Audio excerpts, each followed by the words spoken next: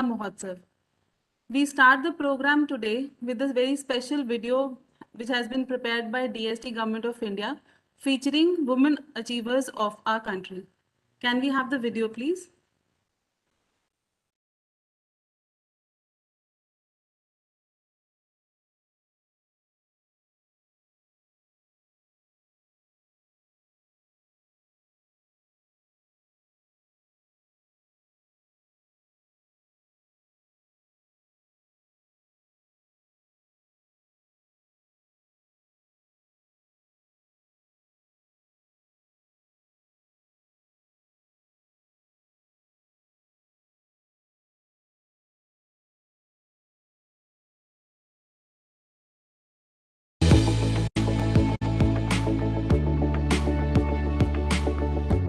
When we empower the women in family, we empower the entire household.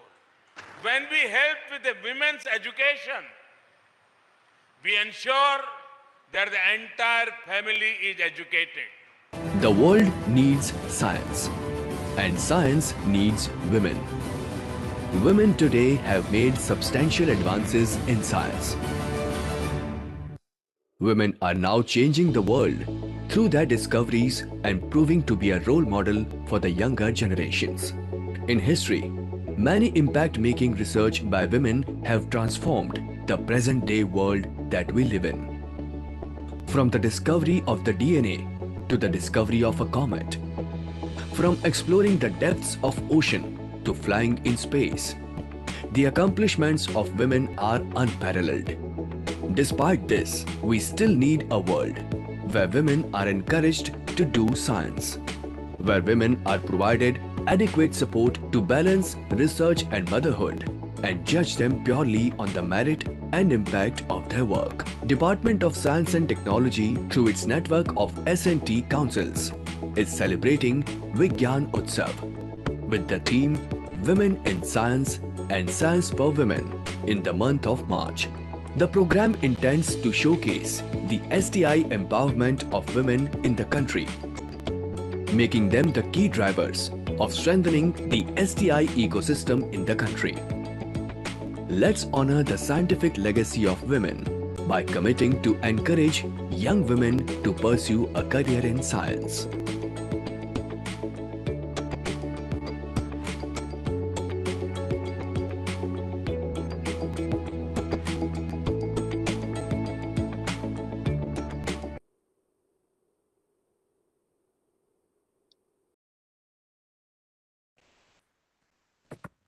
So this video truly reflected our age-old saying that Nari asya samajasya kushal vastukara asti. That means the lady is the perfect architect of the society.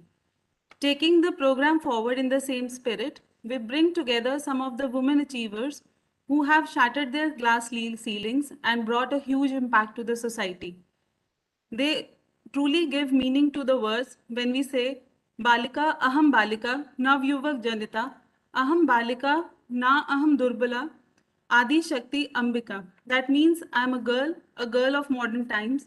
I'm not feeble or powerless. I'm Adi Shakti and I'm Ambika. I call upon our first speaker for the day today with this saying, who truly reflects in these words, Dr. Rashmi Sharma, who has been honored as She Hero by Bio Stand-Ups for her immense contribution in science and technology translation for rural population, women upliftment and empowerment. Ma'am is presently Scientist F, Societal Mission and Seed Division, State's S&T Program, Department of Science and Technology, Government of India. She is implementing various science and technology schemes and programs pertaining to social relevance through mentoring, nurturing, and evolving appropriate solutions to persisting challenges. I invite you, ma'am, for your opening remarks for the morning program. सभी को नमस्कार. So, we are now at the 7th month of our Vigyan Utsav, which we are celebrating under the Azadi Ka Amrit Mahotsav, and we have been able to attract more than 3,50,000 of our participants who have joined us through various platforms through social media, through Facebook, through YouTube. So this is a very huge achievement by itself. And currently, as this month we had celebrated on 8th March International Women's Day, so we are celebrating this month as Women in Science and Science for Women. So that is how we want to celebrate the women empowerment and power of women throughout the month. So it is as state councils, we can see that we have 28 states SNT councils in the states, and we have 3 UTs which we are supporting. These state SNT councils are extended arms, and they are doing wonderful job in doing extending the taking up the science to the masses and creating a scientific ecosystem in within the states. So that is we are working in tandem with each other as center state collaboration, so that more and more science can reach out to the people. So we have our I will say that in 31 state SNT councils, we have 2 leaders who are women. So Arora ma'am is there, and we have in Andhra Pradesh we have a leader who is a woman. So that is achievement by itself, but we need to make more and more women achievers at the top in the state SNT councils as well.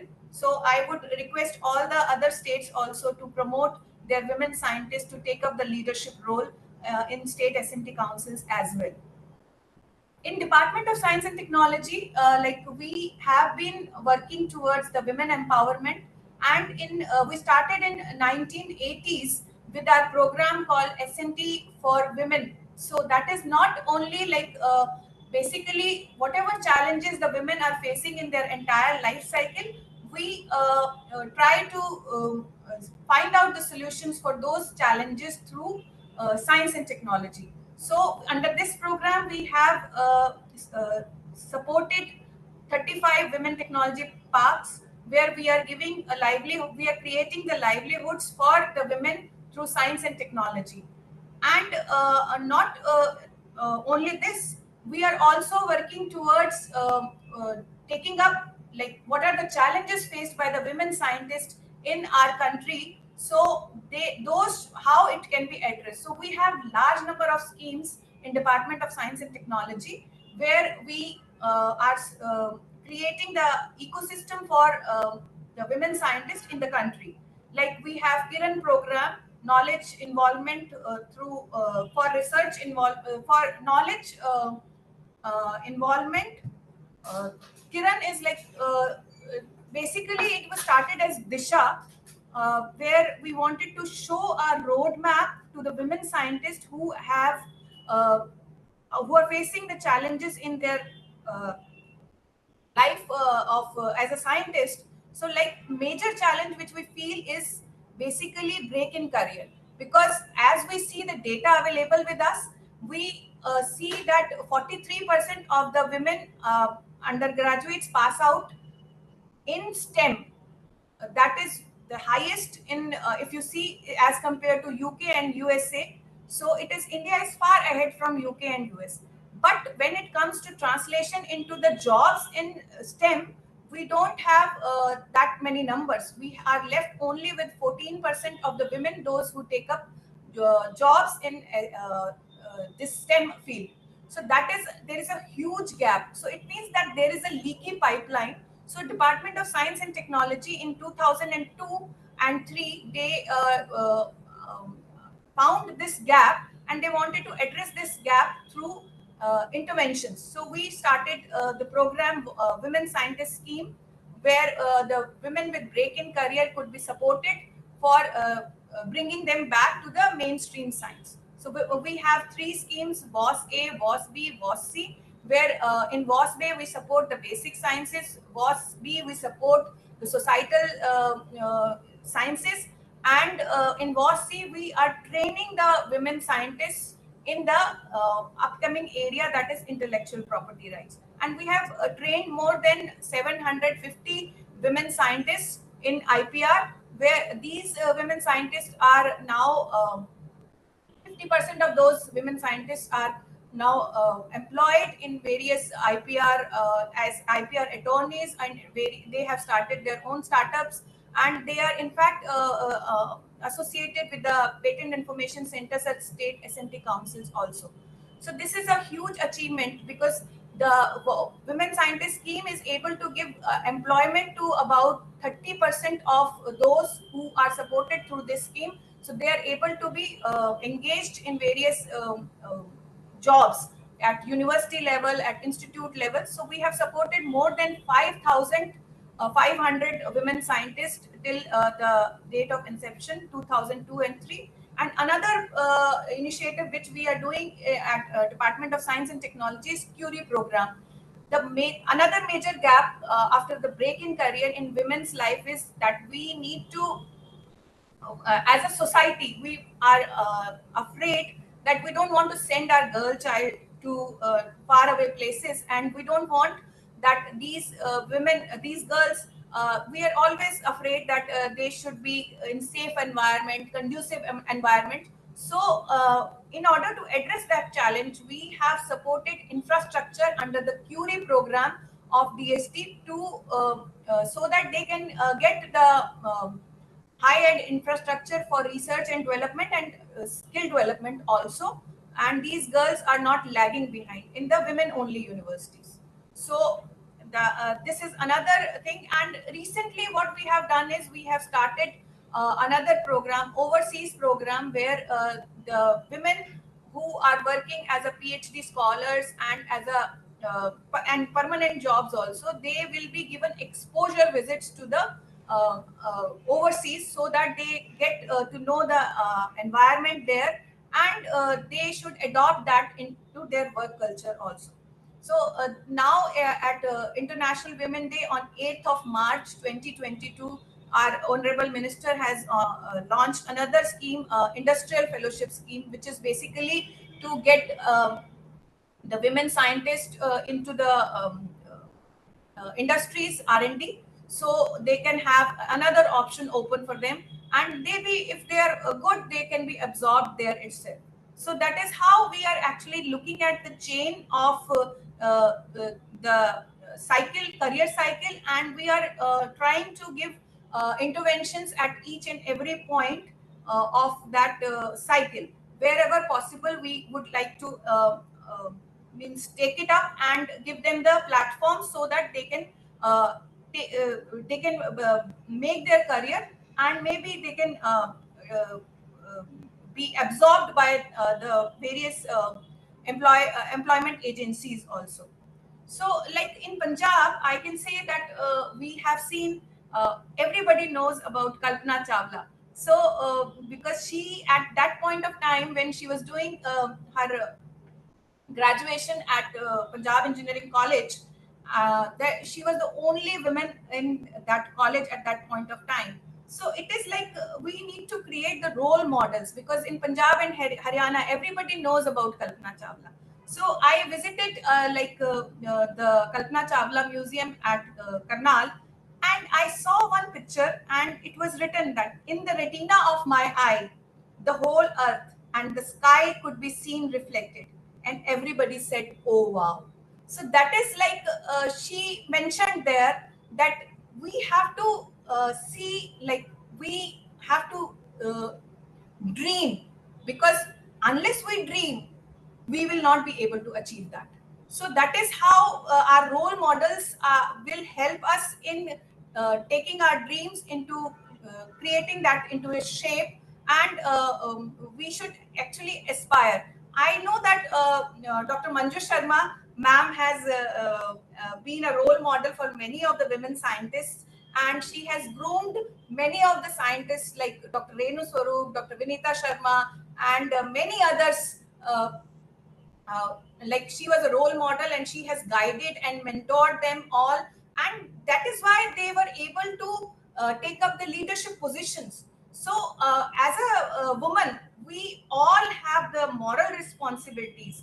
Those who have reached to a certain level, that they should be able to guide and mentor the young upcoming women scientists, so that they will be able to take up their leadership position in the coming years. So like that, we have started another program in Department of Science and Technology, which is Vigyan Jyoti. Vigyan Jyoti is basically to capture the young girls at the right age, in the young age, and at when they are in ninth or 10th standard, and they will be mentored by the role models. In fact, because we have a societal like programming, we can say societal programming, because when a girl is born, they are actually given training to be a daughter, to be a mother, and to be a wife. So we never train them to be a professional. So this is the responsibility of the scientists, women scientists who have achieved something, so that they can nurture these young girls towards, like, these are the available opportunities which is opening up for you young girls, and you should take it up, and you should dream for and aspire to be a leader in the this area. So, and if you see, like, as per the National Science Foundation, it is basically in the coming years, 80% of the jobs will require the STEM skills. So it is now becomes, in fact, essential that we should be grooming our young girls towards taking up this newly developed skills like AIs, robotics, IoT, and other areas, big data and all. So we should groom that, because this is not only will open up the opportunities for them in the coming years, they will also be able to earn more, because that study showed that those who will have these kind of skill sets, they will be able to have 24% more salary as compared to the others. So it is like we need to groom them at the young age. So that is how we will be taking up our responsibilities, that we have to create the infrastructure and create the ecosystem for our girls and the young women scientists, for taking them to the leadership positions. So with that, I would stop here only. So I would congratulate all of you for the International Women Day belated, but we are celebrating it as the entire month. So I am sure that we will be learning from each other. The states have shown a different ecosystem. What are the schemes available with different states? So I would like that we should have more and more center-state collaboration, so that we can create a stable ecosystem for the young women and girls to prosper in the future. Thank you very much. Thank you so much, ma'am, for your inspiring words. With DST, Government of India's gender-specific schemes, I'm sure we'll be bringing back more and more women scientists in the mainstream of science, and those contributions will definitely, work towards Prime Minister's vision of New India. And with that, I take privilege to introduce our next speaker, Dr. Jitendra Kaur Arora, who is Executive Director of Punjab State Council for Science and Technology, Chief Executive Officer of Punjab Research and Innovation Council, Director, Punjab State Biotech Corporation, and Member Secretary, Punjab Biodiversity Board. In recognition of her exemplary services in the field of science and technology, she has also been conferred with National Award for Women Development through application of science and technology, instituted by Ministry of Science and Technology, Government of India. Ma'am is also a recipient of Punjab Sarkar Praman Patra by state government, and is a member of various prestigious task force and committees of Government of India and Government of Punjab, and she champions the research and innovation across all sectors in the state of Punjab. I invite you, ma'am, for your address. Thank you, Divya. At the outset, my thanks to Dr. Devapriya Datta and Dr. Rashmi, and also my fellow heads of other S&T councils in all the states, that we decided to have this process of every day discussing about women in S&T and S&T for women during this month of March, and that's how we are all here together. Thank you, Dr. Manju Sharma, for joining us today. I don't know how many of you have read all my fellow female participants here. You've read this book called Leelavati's Daughters. Um, Leelavati was the daughter of 12th century mathematician Bhaskaran. And she was the first woman mathematician of India. And we've read in stories that she didn't have any children, but she left in all of us her numerous descendants, the women in science and technology. So it's always a pleasure being in this group of Leelavati's daughters. Congratulations to all of us. Also, if I recall my own journey, I can say that studying science wasn't easy. It really, really took me out of my comfort zone. And when I say that, and when I look back, I think it was my calling, because it also kind of required 100% focus. It required a meditative focus to study, and left with no time for idle gossiping. So I think that was a way of life that kind of I inculcated thanks to the study of science that I did. And also I can say that for all of us, the women, it has been a roller coaster. If we look at our history, especially having born in India, in the earlier times, pre-Vedic times, I would say, there was the women's opinion were really valued. But as we went further, in the late Vedic times onwards, somewhere this got lost, and we also had the sati pratha. We also had the widow women couldn't marry, and so on and so forth. And so we carry that kind of cellular memory also in our cells. Having come this far, we still carry that memory. So every moment, I would say, there is this power that we operate from. I have seen many women operating from power. When I say operating from power, I don't, it doesn't come to me that, as you say, in the political power or the arrogant sense power. But when it comes to me, the word power, it comes to me that recognizing the potential, the power, that inherent power that women have in them. I have seen Dr. Manju Sharma operating from that power, and she's been a mentor to me. I saw her, Dr. Rashmi was mentioning that in 80s, DST started the many programs. I would say the first program for women in S&T. And this all came because Dr. Manju Sharma wrote that chapter first time for the 6th Planning Commission. This was that time only, 1980s to 85 was the 6th 5-year plan. So she wrote for that. And from there, this special focus came on women in S&T, S&T interventions required for women. And from there onwards, various schemes that came in DST, that came in DBT, and various other ministries actually found place. And also, I would say that today that we saw the COVID vaccine coming at such a fast speed. It's again thanks to you, madam, that I would say that you started first of all this international collaboration in the vaccine sector. And also the way she had instituted several national institutions, conceptualized those, National Institute of Immunology and many others.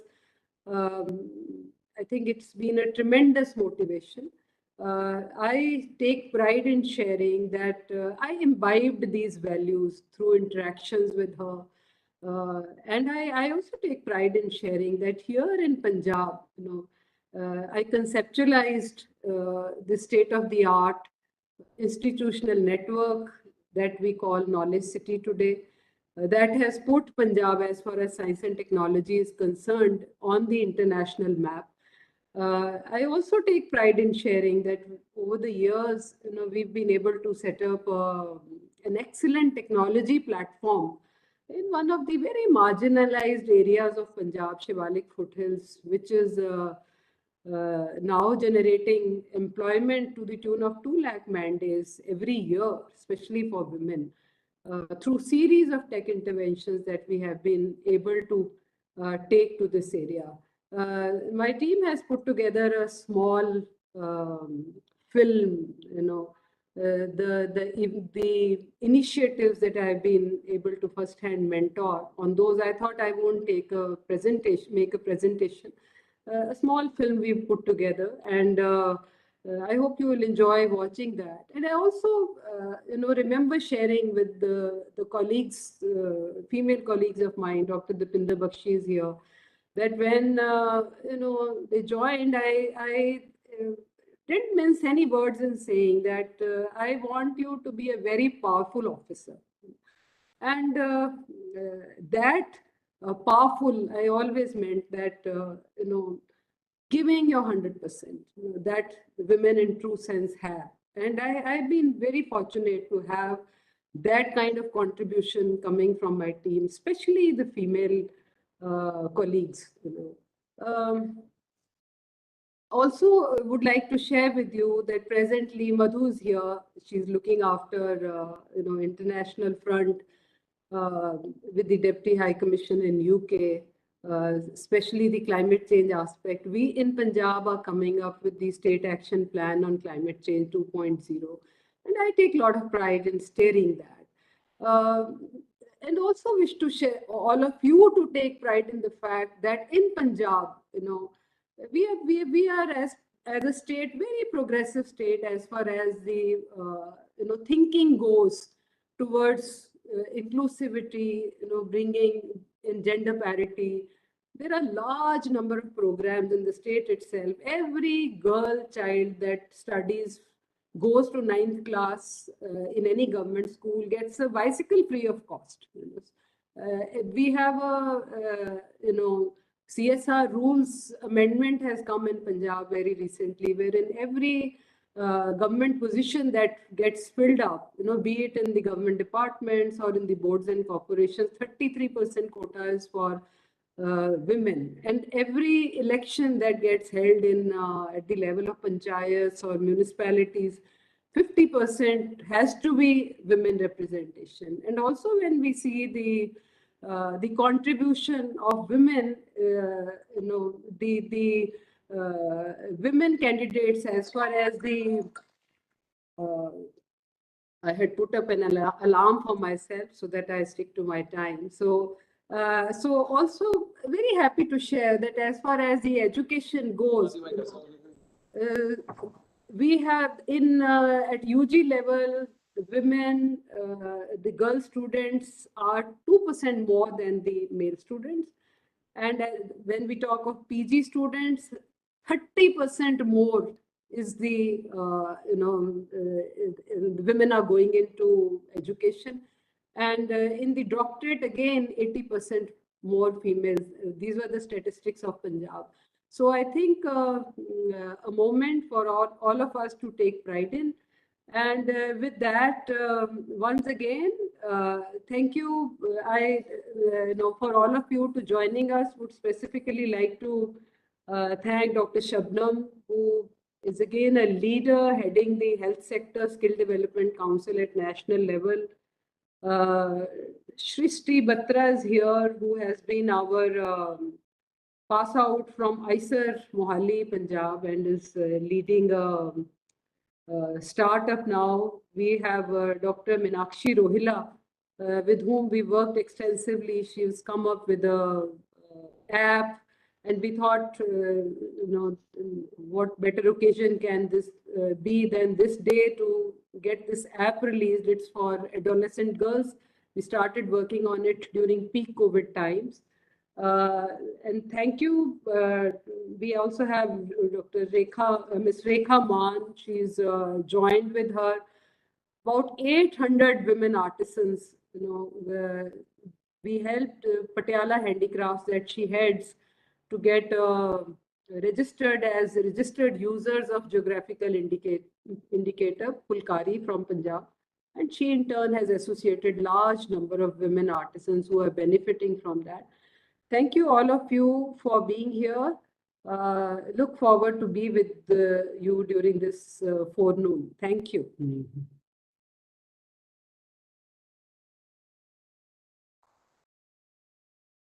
Over to you.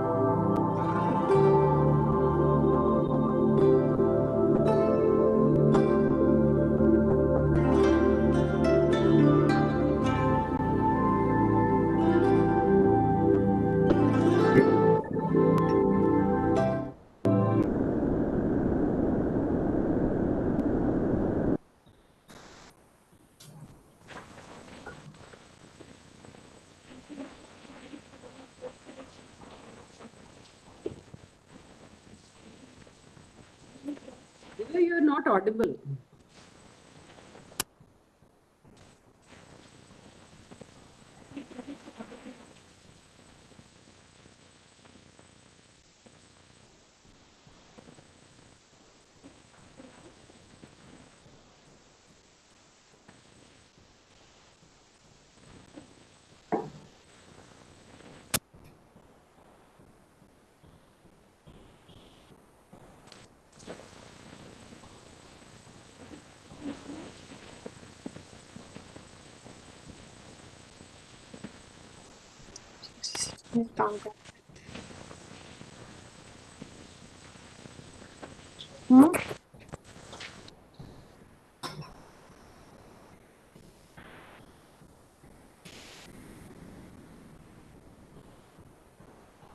I hope I'm audible now, ma'am.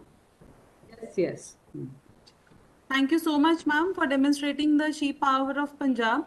The video was enlightening, and we could gauge from the video itself how you and the state's initiatives have gone a long way in motivating the women of Punjab.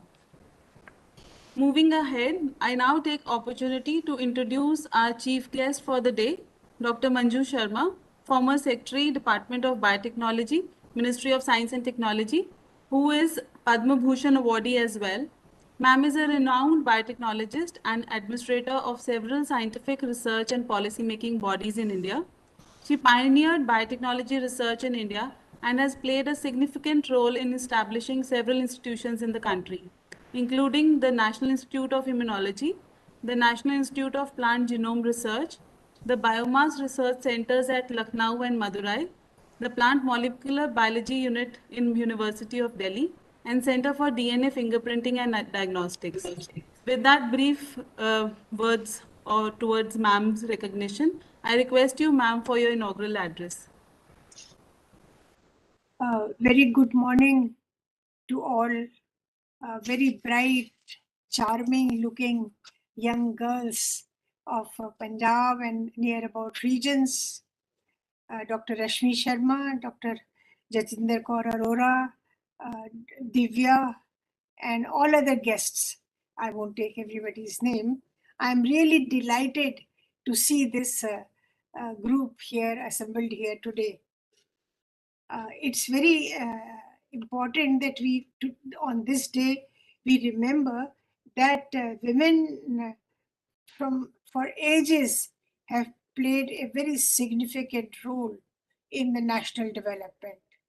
And that is the reason I selected the theme, Role of Women Scientists and Technologists in National Development. It covers both the application of science and technology for women, particularly to reduce their drudgery, and women scientists and technologists. What we can do to upgrade their standard, what we can do to enthuse the young scientists, and what we can do to bring more and more women in the S&T sector. Before I go to my lecture, I want to say just one word to Dr. Jatinder Kaur Arora. I would say I'm very proud of her, that she's also one of the young scientists whom I have mentored. And I remember when she came to me in the department, and that was the first project she wanted was on biofertilizers. And I was very pleased to see her enthusiasm. And we sanctioned the project to her. And from there, her journey started in the Punjab State S&T Council. Am I correct, Jatinder? And then 100%, ma'am. she has moved on so fast. Today she is the executive director, and I can see all the excellent work she has done, and she has built up the whole ecosystem for science and technology development in the state of Punjab. So congratulations, Jatinder, you and your whole team for doing this excellent work. 75th year of independence has been celebrated all across the country, especially the Azadi Ka Amrit Mahotsav. And I'm very happy to see that DST has been celebrating it, and the Honorable Minister introduced the theme here, S&T Ecosystem of Atmanirbhar Bharat. The state councils in the country have played a very pivotal role in the development of science and technology in the country. That is a very important aspect, and many of them, when I was Secretary Biotechnology, I used to insist, many of them started a special program for women in science through the biotechnology sector. And I'll just show you, can I share my slides with you? Yes, ma'am, please. Yeah.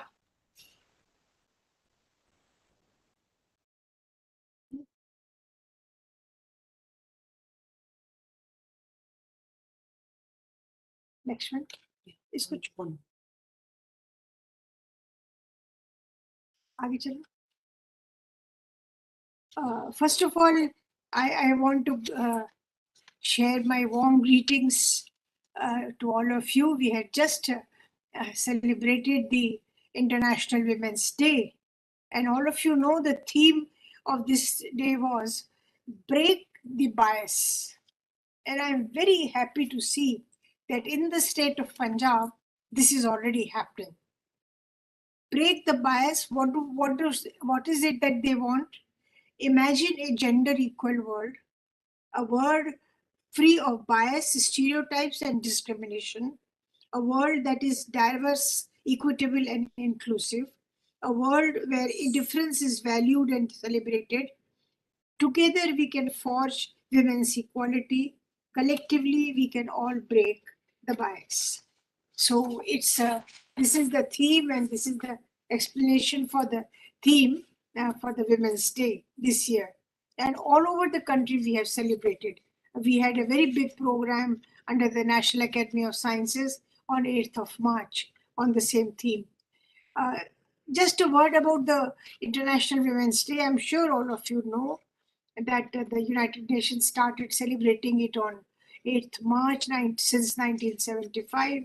1911, basically the Copenhagen Initiative. Why I'm very impressed with this, that the Copenhagen Initiative marked the International Women's Day.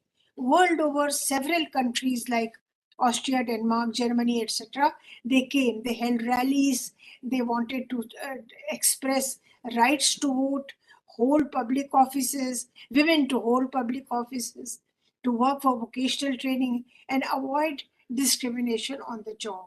These are some of the very important things which at that time were taken up by the group of women who had assembled in Copenhagen. And several events have been held after that. Of course, I just want to show this slide just to say that how proud we are that Nobel Prize in Chemistry went to 2 women in 2020. You see, when women get Nobel Prize, I mean, we are all delighted. And we start thinking that if these women can get, why can't our women scientists also work towards that? Then I want to also tell you that the science and technology policy, which has been there from 1958 as a scientific policy resolution, has always expressed this, that women are very important for the development of science and technology. All the policy statements, whether it was scientific policy resolution in 1958, or the technology policy statement, or the science and technology policy in 2003, which said to promote the empowerment of women in all S&T activities and ensure that their full and equal participation. And then the latest one, next one, the latest one talks about the involvement of women, the gender parity, participation in STI activities, etc., etc. You can read it. Just show it. Next one. Okay. Now, women in STEM and agriculture, because of the short time I have got, I have combined the two together. That is the women in science, technology, engineering, mathematics, and medicine. I have added this medicine. I have added an extra M here, and agriculture.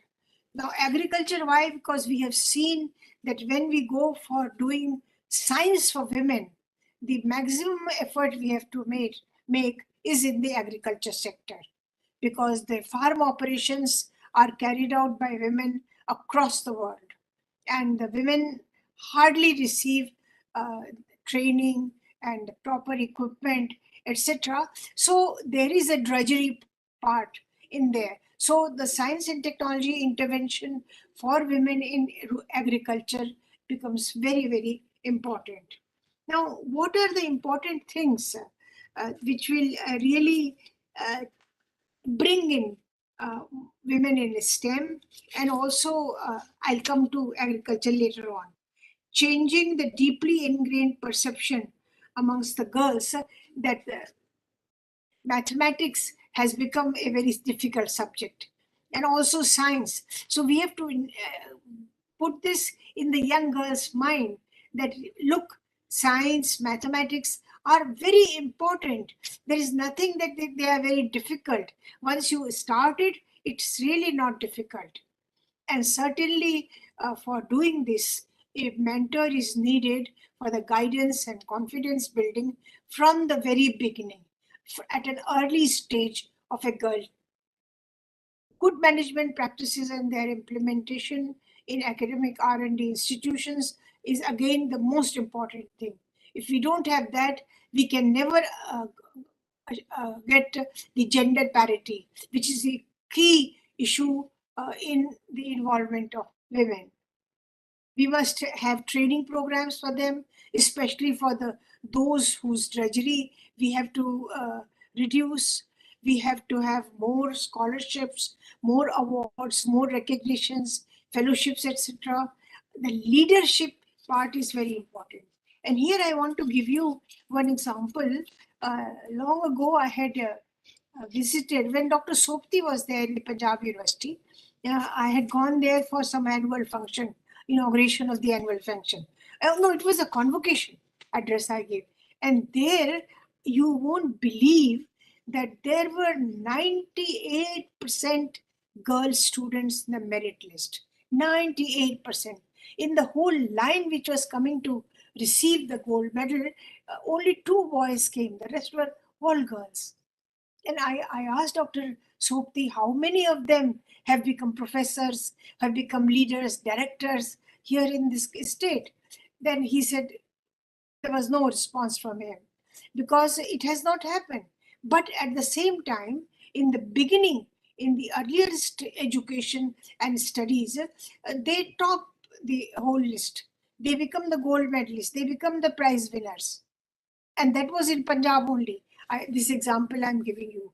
So we need to groom these women for the leadership role.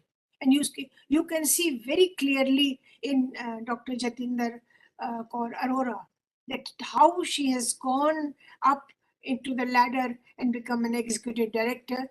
And it has been a long career and a long journey, and not maybe an easy one, maybe it has been a difficult one. But at the same time, their involvement in decision making has become also extremely important. Now, science and technology subjects, they help the women for securing their employability and also providing a road to better services.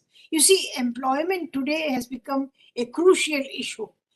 Whether boys or girls, when they take up some subjects for their career, let's say economics or law or MBA or anything like that, or science, they first think, what will be the option for the employment? What would be the career options? So the science subjects which can lead to more and more employment opportunities. Then more women in science and STEM, they have become the role models, and they have created an ecosystem which is helping the girls in the entire field. This is very clear. Whether you talk of Kiran Majumdar Shaw, or you talk of Renu Saroop, or you talk of Archana Sharma, or very large number, Dr. Janki Amal, and then we have in your state also many very distinguished women scientists, and they have all become a role model to enthuse more and more girl students in the field, involving attracting more women, especially towards this entrepreneurship and startups. The Atmanirbhar Bharat, I have especially mentioned this because according to me, I think this is an area where women are getting attracted. Very large numbers are getting attracted. Next. So this is something where entrepreneurship is important. We have to think of what the Honorable Prime Minister has told all of us, Atmanirbhar Bharat, and when he talks of Vikas, development, etc., it is really the Atmanirbhar Bharat is it at the back of his mind. And these are, of course, Rashmi has already talked about it, the schemes, some of them supported by DST, and you'll be interested to know that I was the first director of this scheme, Science and Technology for Women, in the Department of Science and Technology, and I groomed Kamla Kumar and many other young girls who joined the DST, and I was interested to bring them Shashi in the this division of women in science and technology, including someone like Dr. Jyoti Sharma, who was there earlier handling this program. So DST's work is marvelous. I must give the credit to government that the way they have really expanded this program, the way it has been worked out is very good. And I congratulate today also the Secretary DST, all the secretaries of the DST, Minister, and the government for giving DST a very major role to play in the development of women in science and technology. Similarly, when I became the secretary of the DVT, women in science is my weakness and it's my most favorite program. I'm passionate about it. And then I started the scheme biotechnology for women's development. And then it has been carried forward by other secretaries, and in particular, Dr. Renu Sarup introduced some of these new programs like biotechnology career advancement, biocare, biotech kisan, etc., and Sparsh, so many of the schemes, DBT. So today, as DST is doing, DBT is also trying to introduce more and more schemes in this sector. Next.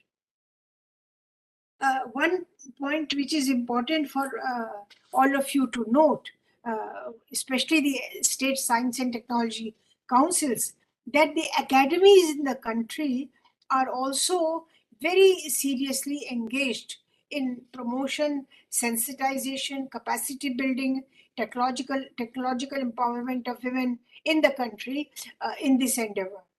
NASI, the National Academy, has done very many programs, and also other academies. For example, Jatinder mentioned about Leelavati Daughters. This was brought out by the Indian Academy of Sciences. Similarly, INSA has brought out many things. And this is what NASI has done. About 32 events they have organized in just last 3 years. And these are all the states, including Punjab, which have been covered by NASI for a women's program, Women in Science and Technology, and SNT for Women. Next one. Also, there was a mega event, a technological empowerment of women, organized by NASI on March 8th and 9th in 2018 at Vigyan Bhavan. And more than 1,200 scientists were present, women scientists from DST, DBT, CSIR, all across the country, all the departments, the state councils, industry. And also we invited some very eminent women scientists from abroad. And they gave excellent lectures. It was so revealing to see that so many women are working at the cutting edge of science in many countries abroad. Next one, please. Picture of that mega event. You can see the Honorable Minister, Dr. Kakotkar was the president, Dr. Ashutosh Sharma, Paramjeet, and of course, we must pay tribute to our Professor M.S. Swaminathan, who really took the initiative to introduce this Women in Science and Science for Women chapter in the Planning Commission when he was deputy chairman for a short while doing the 6 5-year plan. And this is Dr. Karen Nelson. She was the charge of the this Caters Center for sequencing of genome. Next one. Now, this is just to show you that all the science academies have been involved for inclusion of women in SNT. All science academies, including agriculture and medical, engineering, etc. Next one. There is an inter-academy panel, which is formed of all the 3 academies. That is INSA, Indian Academy, and NASI. And that panel brought out this document, which is the vision document. And I'm sure all of you must have seen. This is available on the website, as well as it has been distributed all across the country. Many copies were sent to DST for circulation to various SNT councils also. Next one, please. So I want to conclude here by bringing in a person. As I said, when you hear when you go abroad and you hear some of the young women scientists or even the senior ones doing cutting edge research in the new areas, for example, artificial intelligence or molecular biology or genome editing or, etc., everything which are the cutting edge areas, very relevant for the overall development of science and technology. They are contributing to this spectacular progress which has been made all over the world in science. And what did Marie Curie say? The lady the only person who received 2 Nobel Prizes. Life is not easy for any one of us. But what of that? We must have perseverance and, above all, confidence in ourselves. We must believe that we are gifted for something and that this thing must be attained. I think this is the phrase which I like most, that we are gifted for something.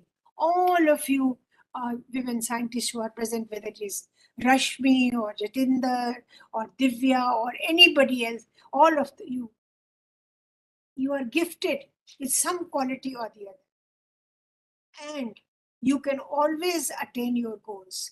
If you work towards that, you will be successful. Next one. And finally, to conclude my statement, I want to say that, women are absolutely essential for capacity building. And I'll give you one example.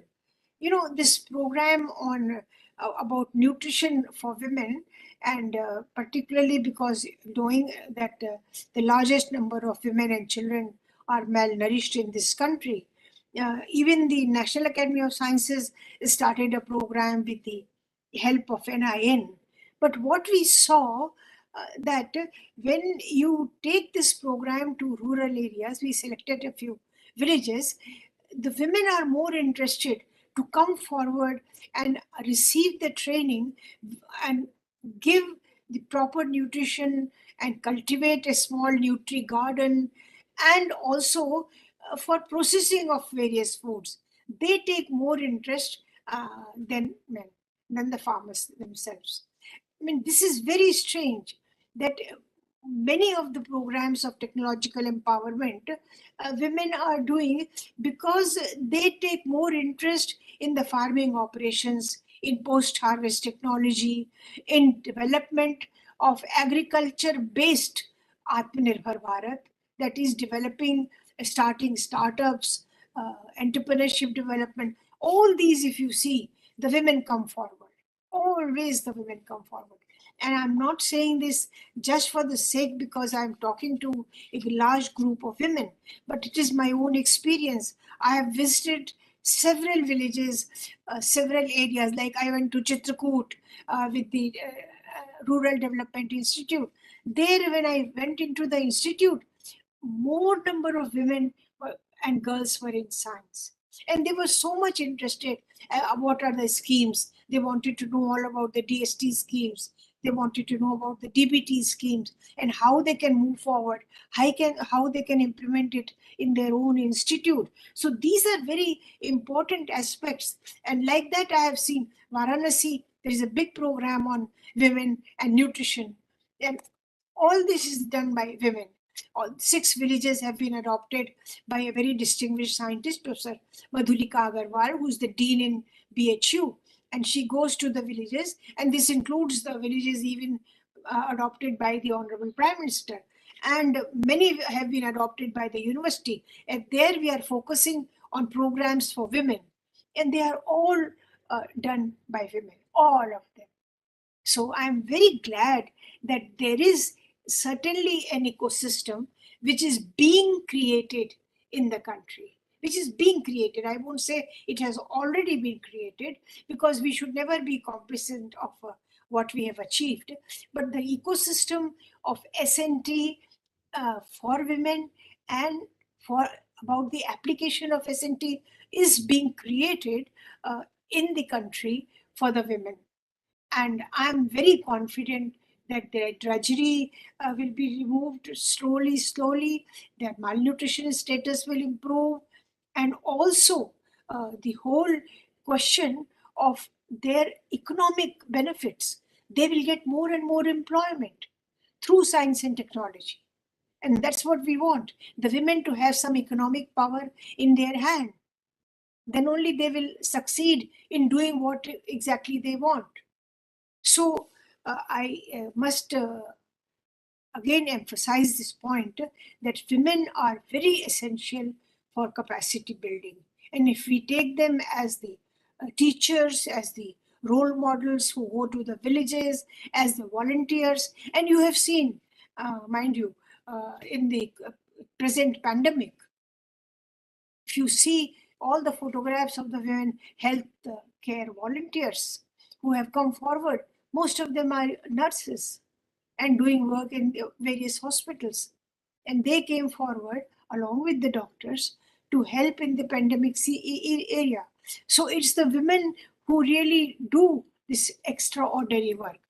And one more thing, you have seen that we have rolled out a vaccine, Covaxin, which is pure indigenous.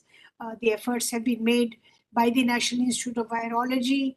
That again, I want to share with you. The director of that institute is a very distinguished woman scientist, Dr. Priya Abraham. And the lady who was also working with him is her name, Prakshika, what's her name? Pragya Yadav. Pragya Yadav. And we have given her an in fact award. They worked on the this whole question of isolating the virus and then giving it to the Bharat Biotech to come out with the vaccine. Now, Bharat Biotech also has a woman scientist who is Mrs. Ella, Dr. Mrs. Ella Krishna Ella, who also got the Padma Bhushan, and she was a collaborator with Dr. Ella, and she was behind the scene when the vaccine was developed. So I'm sure all of you will feel very proud that women have not only done work for home, for bringing up a family, but they have gone out and they have worked for the country's benefit, for pandemic handling, for overall working towards an Atmanirbhar Bharat, and also for the overall success of women. I must say that women are working for the success of women. That point you must remember. For example, Jatinder, she has organized this program. The women support more and more women to come forward. So Mahatma Gandhi said, when a man is educated, an individual is educated, when a woman is educated, a family and a country are educated. So when the women move into science and technology ecosystem, you can imagine that the entire ecosystem will reflect the SNT perception and the SNT interventions for the technological empowerment of women. I wish all of you great success and congratulate you for organizing this, as well as I congratulate DST for starting such a good program and involving the state SNT councils and other concerned departments. Thank you very much.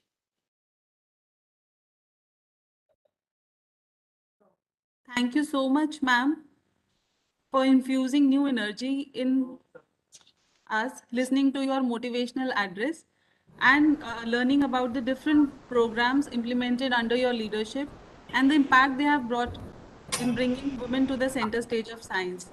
A special thanks is also due, ma'am, for adding the M to STEM that we realized under the leadership of Dr. Arora. And that is why we have our next speaker, who is from medicine, Dr. Meenakshi Rohila. She is the professor, Department of Gynecology, Postgraduate Institute of Medical Education and Research, Chandigarh. We have with us Dr. Rohila to brief us about the Youth Ask app for Swachh Kishori. Dr. Rohila is a consultant in charge of recurrent pregnancy loss clinic in PGIMer Chandigarh, and she has authored several international and national publications on high-risk pregnancy and perinatology. Dr. Rohila, please, can we have you for the introduction of the app? Very good morning to all of you. Good morning, ma'am. It's my pleasure to be part of this program, which is being headed by scientists like Dr. Manju Sharma and Dr. Jatinder Kaur Arora. It's my real pleasure to be part of first time a non-medical meeting. So I'm really honored to be part of this Vigyan Utsav program. And it's a great feeling to be with all of you as a women scientist and this in this program of Women in Science and Technology and Science and Technology for the Women. I have never participated in any of the program like this. It is my first non-medical program, which I am presenting some of my presentation. So I would like to say that as a woman, it has been always my dream to help women in all possible field of the life. So when I became a gynecologist, it became my duty to help all the women to solve their gynae problem.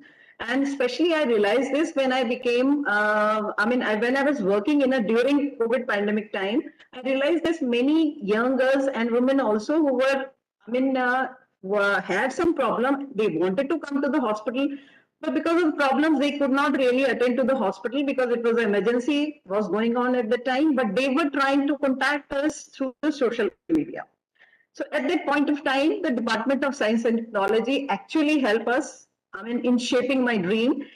I plan to make a mobile application for help all these, especially when I started, I planned to help the adolescent girl mainly, but it started, working for all other women also. So Punjab State Council for Science and Technology, they really, helped me in funding my program. And so I really want to thank them for shaping my dream. So with this, again, I'd like to thank the department of this CDEC Mohali also for designing my app. So with this, and I would like to thank the Postgraduate Institute of Medical Education and Research, Chandigarh. I want to thank my director and my mentor, Dr. Vanita Suri also. They all helped me in shaping my dream. So with this, I will just introduce and just present a brief about my mobile application. I will share some slide.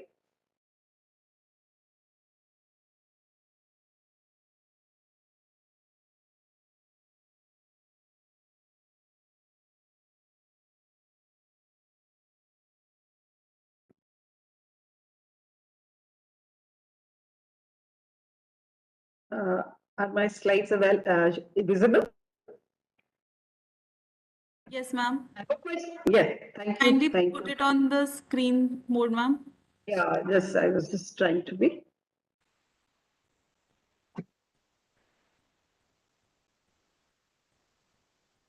Okay. Yes, ma'am. So this is the mobile application I thought of making with the help of funding agencies, Punjab State Council for Science and Technology, which is a part of Ministry of Science and Technology, Government of India. I would really like to thank them for funding me, and with the help of CDEC Mohali, and I would like to thank Dr. Sanjay Sood, who is presently as the Associate Director for the center, who really helped me in designing the app, and his team also. And with this,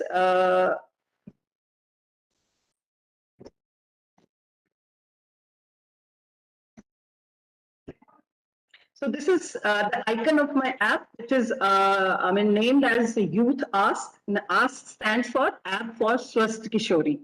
So this is a very simple app that looks like this and can be downloaded from Google App Store. As of now, it is on the Google App Store only. In the next version, probably we'll make it available on the iOS Store also. That will be available for iPhones as well. So this is the first screen of this app actually. That I would like to, as I have thanked all my contributors for this making of this app, CDEC Mohali, PSST Punjab, and PJMR Chandigarh. So, so this is the first page of this app where a patient can easily sign up first. Sign up means register can first with some, very small details about the patient, and then the patient, once the patient or woman or girl, they sign up, they can log in as a patient.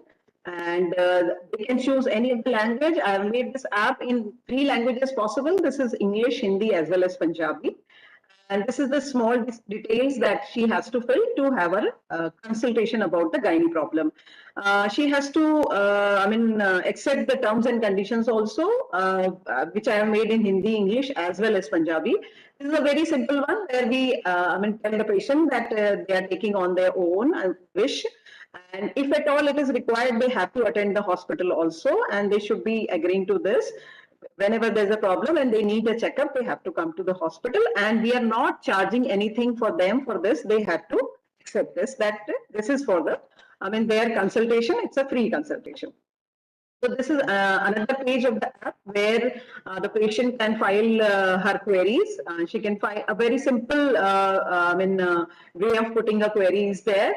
There is a page about the profile and information about this app also. In this information page, I have thanked the funding agency as well as the center who has designed and developed my app, and my institute, PJMA Chandigarh also. So as of now, this app has, it's for, I am using this app only, and I am the only doctor who is responding to the queries all, which is being questioned by the women. Though later on in the future, it can be added, many doctors can be added, and it can be for all.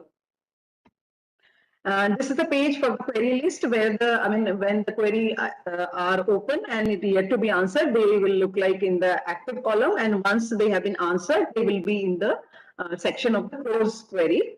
So it will be like this. This is the page where a patient has made a, made a query about some gynae problem or about the hair growth problem on her body. And this is, these are the main, these are the common complaint women usually have. So I have enumerated all the problems. Once she selects the problem, she can see the type of problem in the drop-down menu also. Like she has selected the hair growth, which is more on the face and upper lip. So this is, she has put up her query as well, that she has excessive hair growth on her body. So she needs consultation for that. So this is the advice has been given to her. She has some complaints. She can again put up her advice and can be answered about that. So I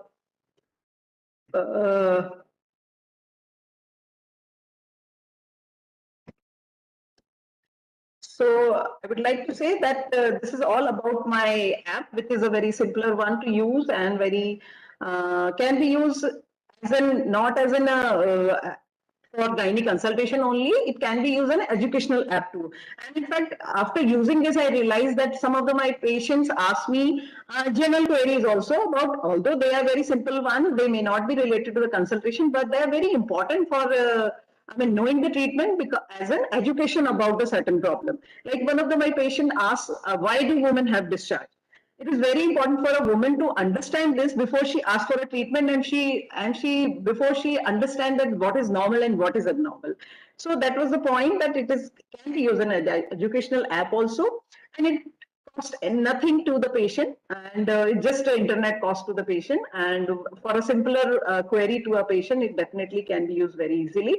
And as far as my knowledge, to the best of my knowledge, it is the first mobile app which is being used for medical consultation. Most of the apps those are available are for mainly for health education, not for the consultation mainly. So I would say it is especially used for young working females who do not get time to visit the hospital. They do not need to have loss of their daily work. They can, they can put up a query 24/7 to this app, though they will get an answer in 24 hours only. And definitely it can be made this app in more regional language. Apart from being Hindi, English and Punjabi, it can be made in any regional language in the next versions. So this is all about my app. So and I face certain challenges also making this app. So these are certain challenges. I don't know. Certain challenges like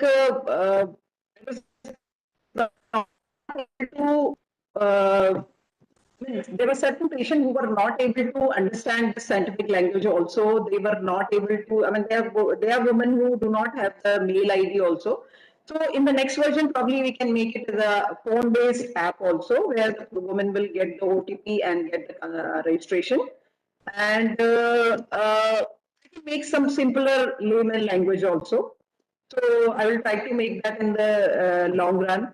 And uh, and the next, it may, for the challenges point of view, it's a challenge that certain, if the woman wants to come to the hospital, she has to come. So I will make that she, if a woman, I understand that she needs to come to the hospital, I give her an appointment on this app and she can attend to the hospital. So that is all about my app. I'm sorry, I'm not able to move my slide. I don't know why, but these are all I wanted to tell about my app. It was the one more slide was there. That was all about my challenges I faced in making this app. So in next coming version, probably I will try to make this more friendly, more usable, and I mean advertise it more to make it use of more and more of females.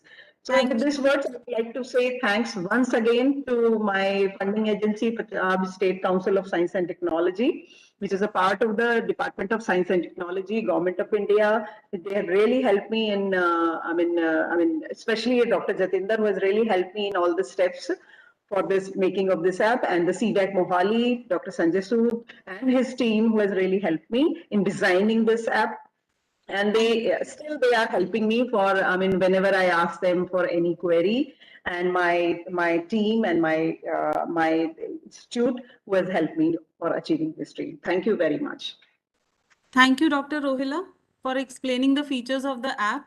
And I'm now honored to invite Dr. Debapriya Datta, who's advisor, Seed and State Science and Technology Program Divisions at Department of Science and Technology, Government of India, to launch the app for us. Sir is not only the brain behind the Vigyan Utsav initiative, but a true motivation and inspiring force behind all state S&T programs sponsored by Department of Science and Technology, Government of India. I request you, sir, to kindly launch the app. Yeah, before that, I just want to, congratulate Professor Rohila and be, from PMI Chandigarh, and also CDAC for coming up with this, the important app. But as you say, like, this is another way of the digital empowering of the woman, also the digital empowerment of the woman, and which is important in the context of, like the overall the policy of women empowerment. Yeah. So yes, Dr. Kaushik. Yeah.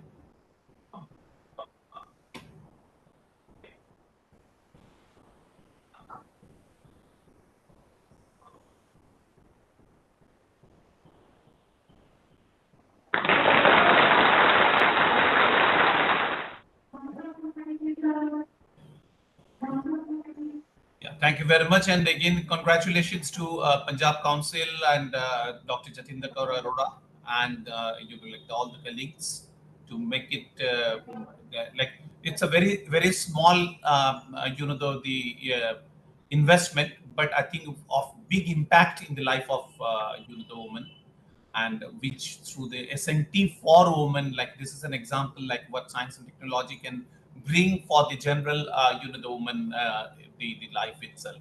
And we like, as I was suggesting to Dr. Arora, that we are from the Department of Science and Technology, after COVID, we are thinking of a community COVID resilience resource center. Probably this app can be tested there also for keeping, like, bringing the resilience in the form of the telemedicines, like as Professor Raila was doing. Thank you very much. Thank you. Thank you, sir, for your unstinted support always to our initiatives at the state level. And now we move ahead with our next speaker for the day, Dr. Shabnam Singh, who is Principal Advisor, Healthcare Confederation of Indian Industry, CII, Governing Board Member, Health Sector Skills Council, and Governing Board Member of Life Sciences Sector Skill Council, for her talk on evolutionary changes for women in science and technology. Ma'am has 4 decades of rich experience in healthcare, spanning across roles such as practicing clinician as well as administrator, and is a renowned name in Indian healthcare ecosystem. She is an active member of CII, NABH, and contributor to task forces on artificial intelligence, digital medical technology, health insurance, public health, policy, and governance. I invite you, ma'am, for your address. Thank you, Divya, for your very kind words. And my congratulations to Dr. Jatinder Kaur, Arora, Dr. Dipinder, Rashmi, all of you for a fabulous morning. I've been listening closely to all that has been said, and it really heartens and warms one's heart. So in the interest of time, I'll just jump into an area which I thought perhaps I would like to share with all of you.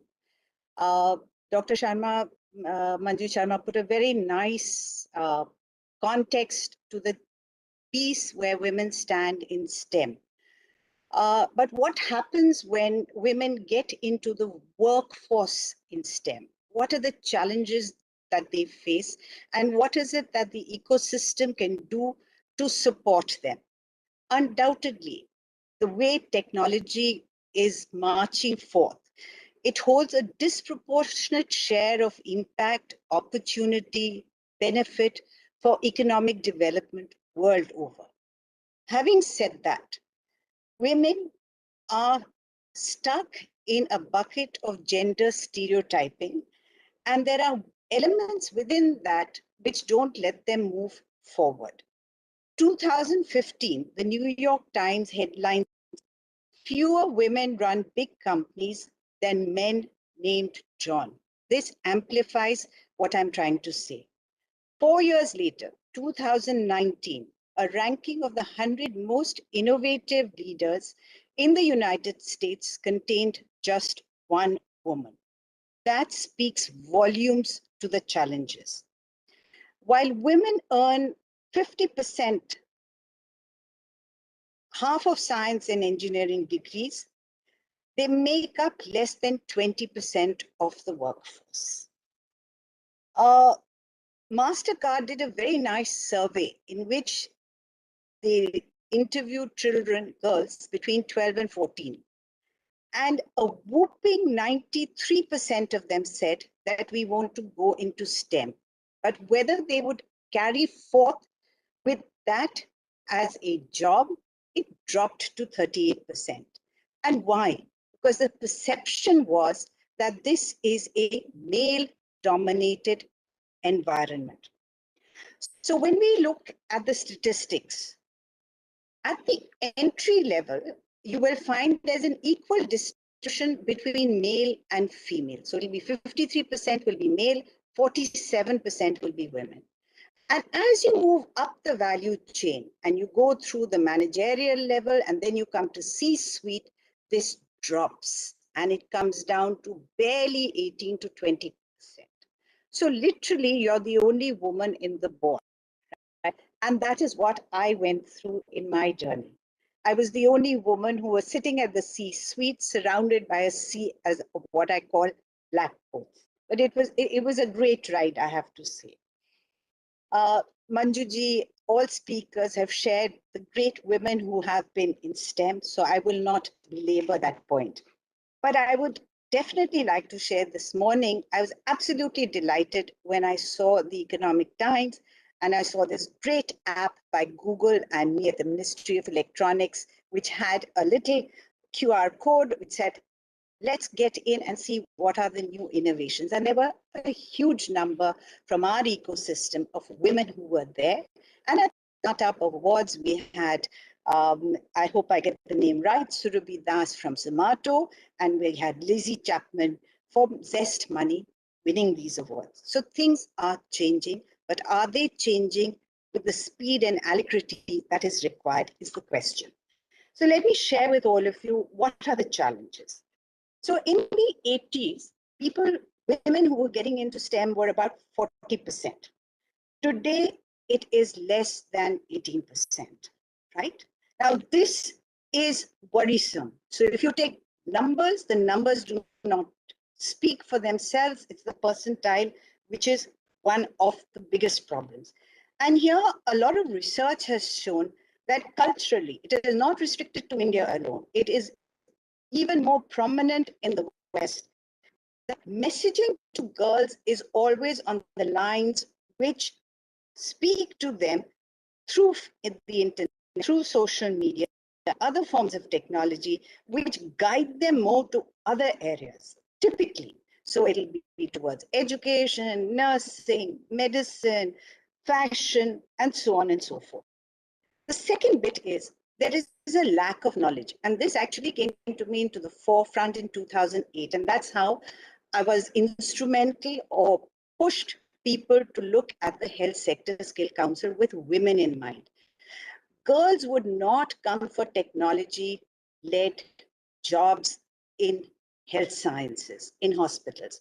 For every one bed that we have in medicine, we have a minimum 20 jobs, and those are not doctors and nurses. But there were no people out there where we could employ because they didn't have certification. So we pushed and pushed.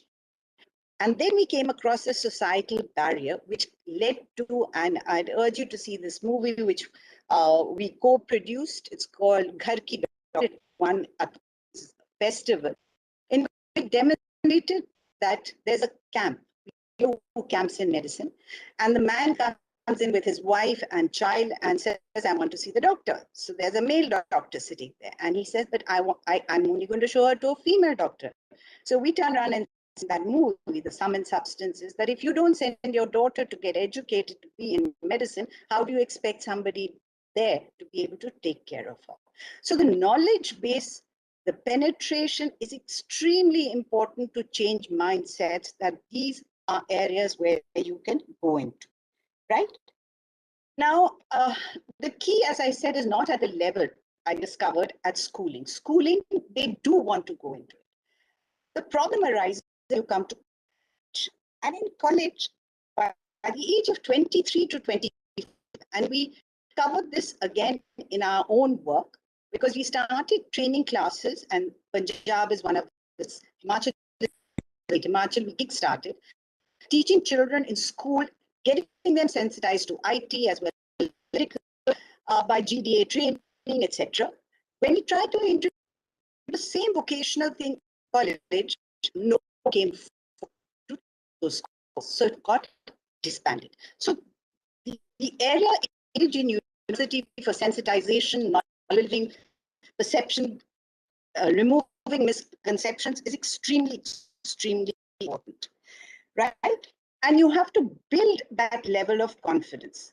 The other thing is that women themselves pitch themselves against a higher level of proficiency. I've seen this in the work environment.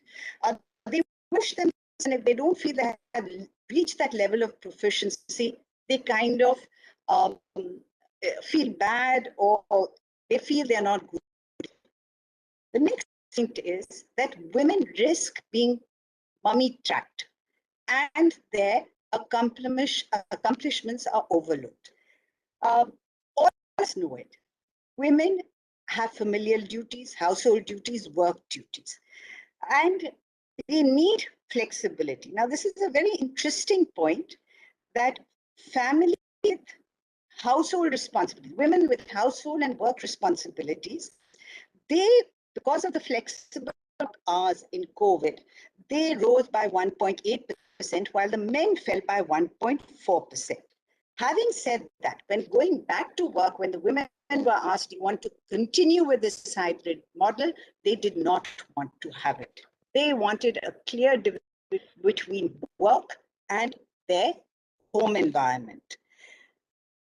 This, unfortunately, is resulting in a number of women, at least in medicine and nursing, who are going to opt out. And we have to do everything. So the thing is, 4 in 10 women have considered leaving their company or switching jobs as a result of hybrid work. Now we come to a very, very important part, which I just like to, as I said, interest of time, I don't want to take too much time. What is it that is needed? And I'll give you my own example. 22 years when I started out, I was a clinician and pitched into strategizing a hospital ecosystem called Max Healthcare. And I did not know where to start. So women by nature are reticent They will not pick up a pink flag. They will not say what is the right thing until they are very sure that the ecosystem is going to accept what it is, what they are saying is the right thing. So the lesson is that just because you're the only, and when I mean only, you're the only woman in that environment, doesn't mean that you are not competent and you will not deliver the goods. And by being only, you are further adding to the other environment to say that you are not up to mark. This should never be in your mind.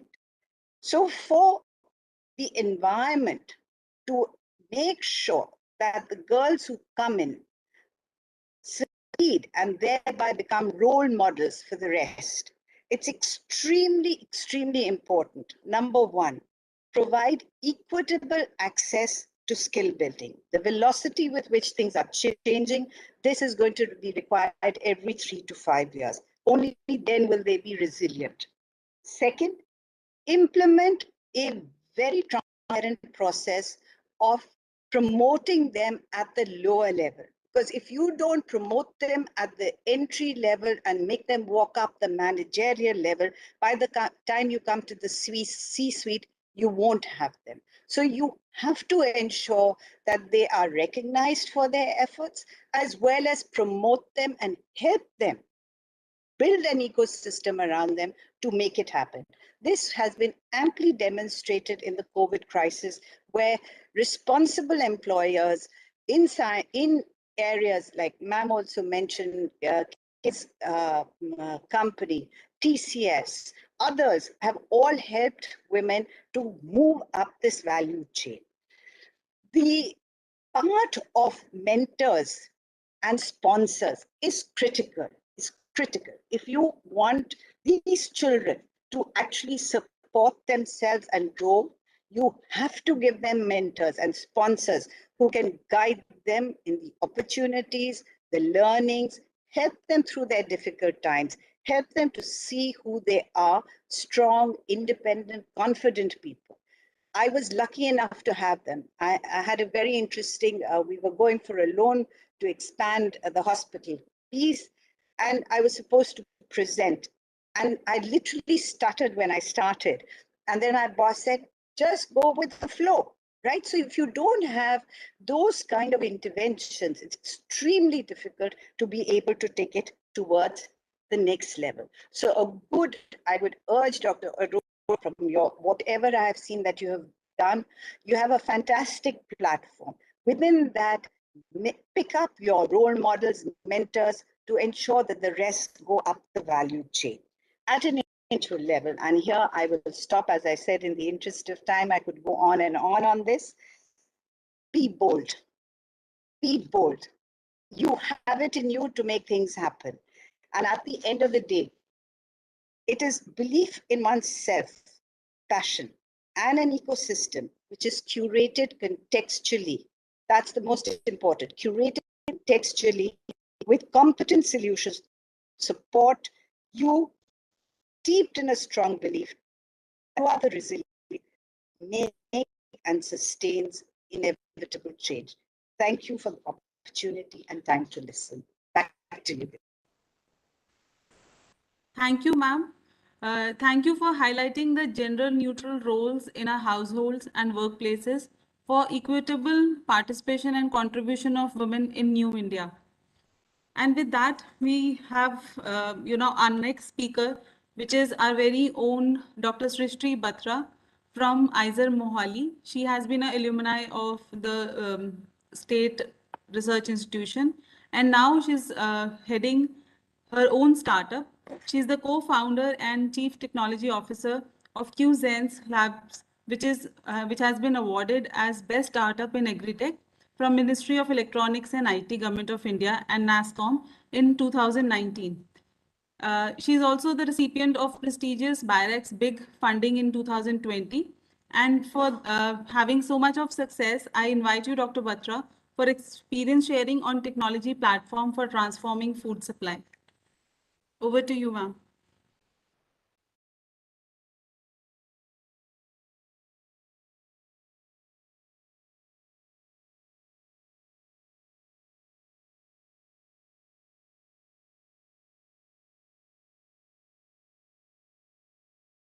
Thank you for helping me unmute myself.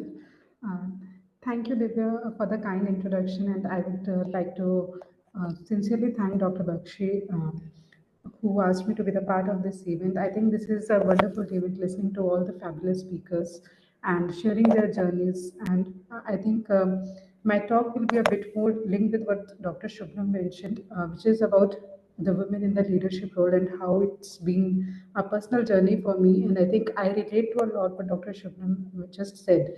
So, as an alumni of ISA Mohali, I had seen my batch was full of women in biology. We were like, even though the batch was very tiny overall, we had about 20% women in a batch of 100. But when we, in my particular department, it was very heavy with women. We were about 50-50%, I would say, looking at that bias of 20%. But now, as I see, and I would say my journey had been in the science and technology from very beginning. I had been exposed to field of science. I was surrounded by students preparing for IIT, preparing for NEET exams. So I always was fascinated towards science and technology, and I wanted to make my career in that. And that's what got me to ISA Mohali, that interest in science. And I was actually really shocked to see that the number of women in the science was so low over there. But now I see the trends are quite changing. I do see more women coming up into the master's program as well. Uh, ISA Mohali gave me a platform to, I would say, understand that knowledge is a unique advantage that you have that makes you stand apart. And I think that's what I believe has this faith has taken me forward to start my own venture as well. Post ISA Mohali, I did my PhD at National Center for Biological Sciences in Bangalore, where currently I'm located. And since then, I've been in Bangalore only. Again, working in the area of biology, working in the area of agri-tech, more towards research oriented. And I would say that I was very happy in the STEM, the usual academia settings. But I inherently, in the last 10 years in the academia, I had seen a lot of biases which were coming, which I won't say that there are biases when people say that, oh, you are a woman, you cannot do that. The biases doesn't come straight on your face. You feel it as you are part of the journey. And I think that was something that I thought, no, I want to break this bias. I want to do something else. And I took a leap of faith in myself and I started my company, Cuisines Labs, towards the end of my PhD in 2019. While I was still actually enrolled in my PhD program, I had not defended my thesis then. And it was a very different journey, I would say. It was now, I had seen the biases as a student, as a somebody who is lower in the ranking in the hierarchy. But now, when I started my own venture, I started to actually see uh, other things that we face as the women leaders face in the society. But I would say I was very fortunate to have support system to go across that and establish our company. I'll briefly take you through what we do, and through a small presentation, very briefly. I will not focus so much on yeah, so actually, this is me in ISA Mohali some 10, 11 years ago, where I had not imagined that I would be leading a group currently, which is about 30 plus. So that faith in myself, I think all women need to have that yes, we can bring in that change. We can be at the leadership positions. We can be ambitious. So I think the one thing that that the girls' child are never taught to be ambitious. I think if you ask a girl what you want to be, they will say you a lot of things, but hardly anybody would say you, I am ambitious and I want to create something. So I think that is something that we should carry forward and teach our younger generations. So now coming on to what QSense actually does, we are a technology platform. We are developing AI technology based on IoT sensors to detect the quality and freshness of fresh produce. And it is a huge problem. If you see the problem of the food wastage uh, is immense throughout the world. Uh, Dr. 40% of Batra, the yeah are you presenting something? yeah You just mentioned can we are you not able to see your presentation, ma'am. okay, I'll share again maybe then. Yes, please.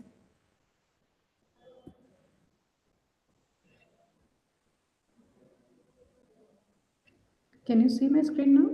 Not yet, ma'am. I have shared it again. I don't know. I think I'm not given permission. I'll just check, ma'am.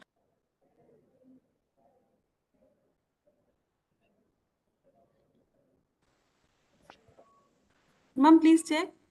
It's already there for you. The sharing permission is there.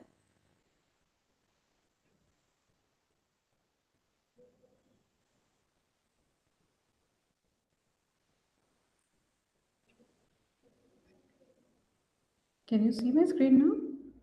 Not yet, ma'am. Okay, then I think I'll just talk about the problem and the what we are solving at the QSense. Uh, it's okay if the presentation doesn't play out. Yeah, so the biggest problem that QSense is addressing is food wastage and food loss that is that could have been saved and that could have been a potential revenue for this complete supply chain.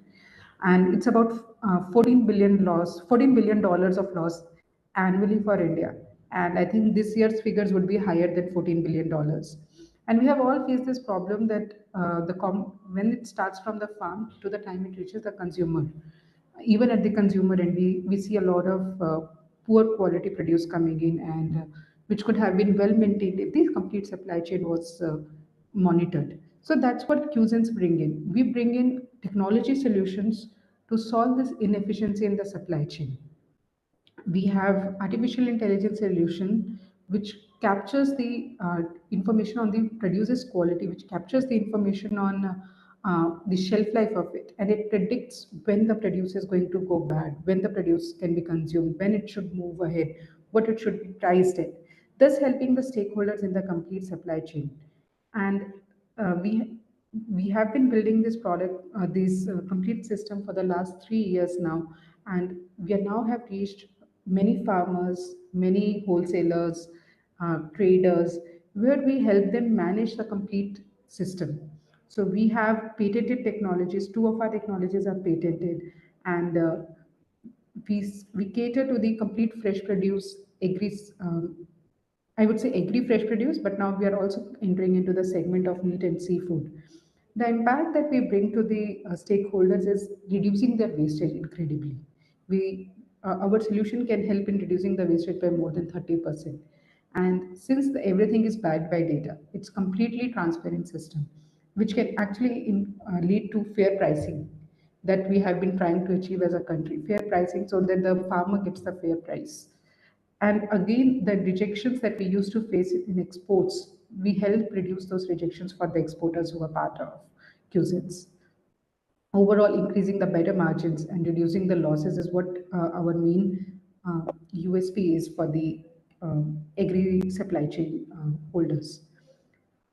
And the various use cases where QSIN solution comes into the play is in all the segments. We are at the farm where we help the farmers to know the right time to harvest. We are at the cold storages helping manage the inventory during storage, in the logistics to manage the produce, at the warehouses where it is stored in bulk for months and longer times so that things don't go in waste in warehouses, and also at the retail store so that the quality can be assured to the customers as well, so that you can tell the customer how well their produce had been throughout the supply chain. I think that's what's the main vision of the QSense is to bring in data in the complete supply chain. But as a philosophy that we follow in the QSense, I would say to be so. Women has two co-founders. Both are women. Both are from the state of Punjab. My co-founder Rubal is also from Mohali, while I studied at ISA Mohali, and we have seen some of these problems firsthand because. Punjab is an agri state. We have seen how things are so different in the field to the when it comes to the market. So we have seen the complete inefficiency in the system, and I think that's what we wanted to break in. We wanted to break this inefficiency and bring in data. I would say being women in a very male dominated area, which is this supply chain, is a very interesting experience in itself. I have been to some of the warehouses, agri warehouses, where I am the only woman, and it's I would say it's very different experience when people are just staring at you while you are doing your work. And it was even more so when I was pregnant and I was still visiting warehouses. So it's and I would say that in a sense, I have not seen a discrimination in a sense that people would just refuse to work with me. I have also seen a lot of, but I have seen like, yeah, when I'm in the warehouses, there is no washroom for a woman. And I would be like, why can't there be a washroom for the woman here? So there are a huge, I would say, small things which, as a society, creates a barrier for women to work on, to work. And being a woman in tech, I think it's, uh, I would say now the trends are changing. I see more women coming in technology. Even our R&D team is very heavy on women. We are about 95% in the R&D, in our R&D segment, it's women. And even at the leadership roles, I have now seen women nurture. So I would say for women to come into the leadership role, they need a lot of mentoring. They need a lot of support from the system around them so that they can take up that responsibility. It's not that they are not capable of, but I think it just helps when they have a more support system who is helping them and guiding them throughout. As Dr. Shubham mentioned, it's quite important for them to have mentors. We also have some really amazing, in the team of us, the tech is also led by some amazing women along with the men as well. So I won't say that there are no men, there are always, I think we are a balanced organization in that sense, that we maintain a 50-50 gender ratio. So I would say, being a woman in this space, I would say this journey has been quite a long for me. I have been in the academia for 10 years and then moved out of academia to start my own company. The transition in itself had been an experience in itself, which I'm not so sure how different it would have been if I was not a woman, but it's still an enriching experience, which I think can happen if women take. I actually encourage a lot of women to come into entrepreneurship at the student level itself, because it's important that you take those risks. Don't be risk averse. Take the risk. Come, even if you don't go ahead to be successful, you will learn something which will help you in your next career or next venture. So I think that's very important, that we have to teach the younger generation to be risk takers, especially the women, so that they're not dependent on anyone and they have that confidence that they can go ahead. So I learn from my mistakes, but I would say that we have to have that thing that failure will be a part of it. So that is the most important thing that the women we have to teach the younger generation. I feel. Yeah, and I think with this, I'll finish my talking because I think we are up on time. So thank you so much. Thank you, Dr. Batra. You have truly, I'll say, you've broken the bias. And I'm sure listening to your story, many of our participants would be motivated towards taking up their dream roles and marching towards successful ventures. And from here, listening to the national leader to medical community health workers, now we move towards another vertical of successful women. We now have with us Ms. Madhu Chanda Mishra, who is Senior Advisor, Economic and Climate Development at British Deputy High Commission, Chandigarh. She leads the work on renewable energy and climate change in the region. Her major job entails identifying, designing, and delivering partnership between UK and the states in the region. She takes utmost steps to promote UK strengths to Indian stakeholders, build strategic partnerships at the regional level to strengthen UK's work on renewable energy and climate change. May we have, ma'am, a brief address from your side? Thank you. Thank you, Divya. Am I audible? Yes, ma'am. Great. Thank you for that kind introduction, and I'm very pleased to be speaking at this event on women in science and technology and science and technology for women. It's been really interesting to hear all these fascinating experiences and accounts of women in different fields and sectors and their success stories and challenges.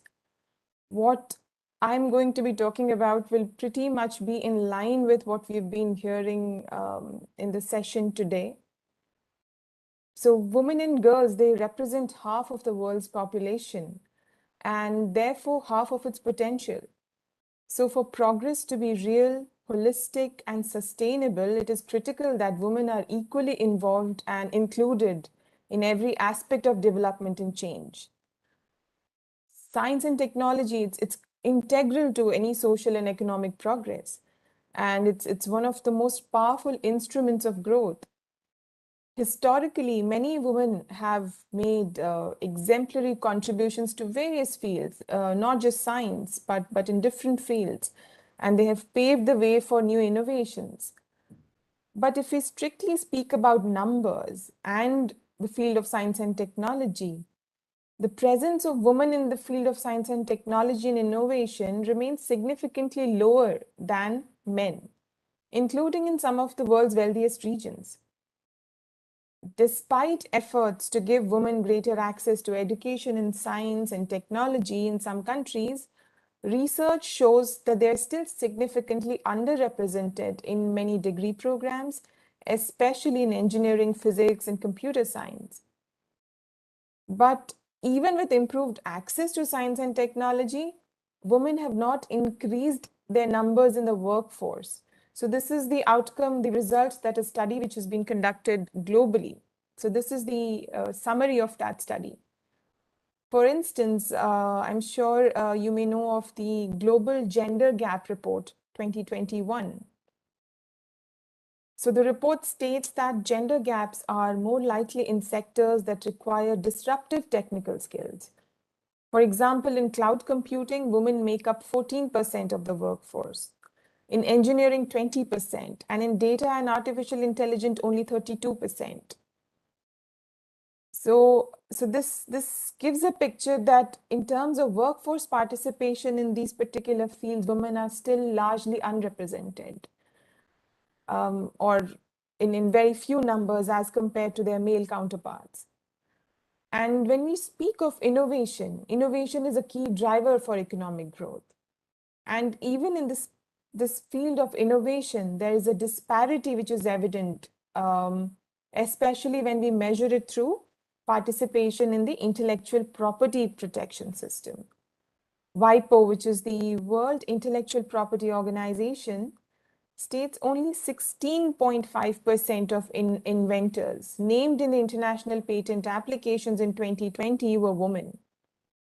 Now, over the past decade, the share has increased by 3.8 percentage points. While these numbers are going in the right direction, the progress is quite slow. And this is something which we have heard from our previous speakers as well. And there's also a trend which is very interesting and that has been highlighted by WIPO, that women inventors tend to be concentrated in specific disciplines, with biotechnology, food chemistry, and pharmaceuticals being the top 3 fields of women in 2020. And this trend is in line with the trend of previous years as well. So this means there are some barriers for this underrepresentation. And there may be many, but some of the common biases that we can think of. One is gender science stereotype, which I think I've heard from some of the previous speakers as well. One dominant stereotype is that boys are better at maths and science than girls, which is not true, and which studies show is not true.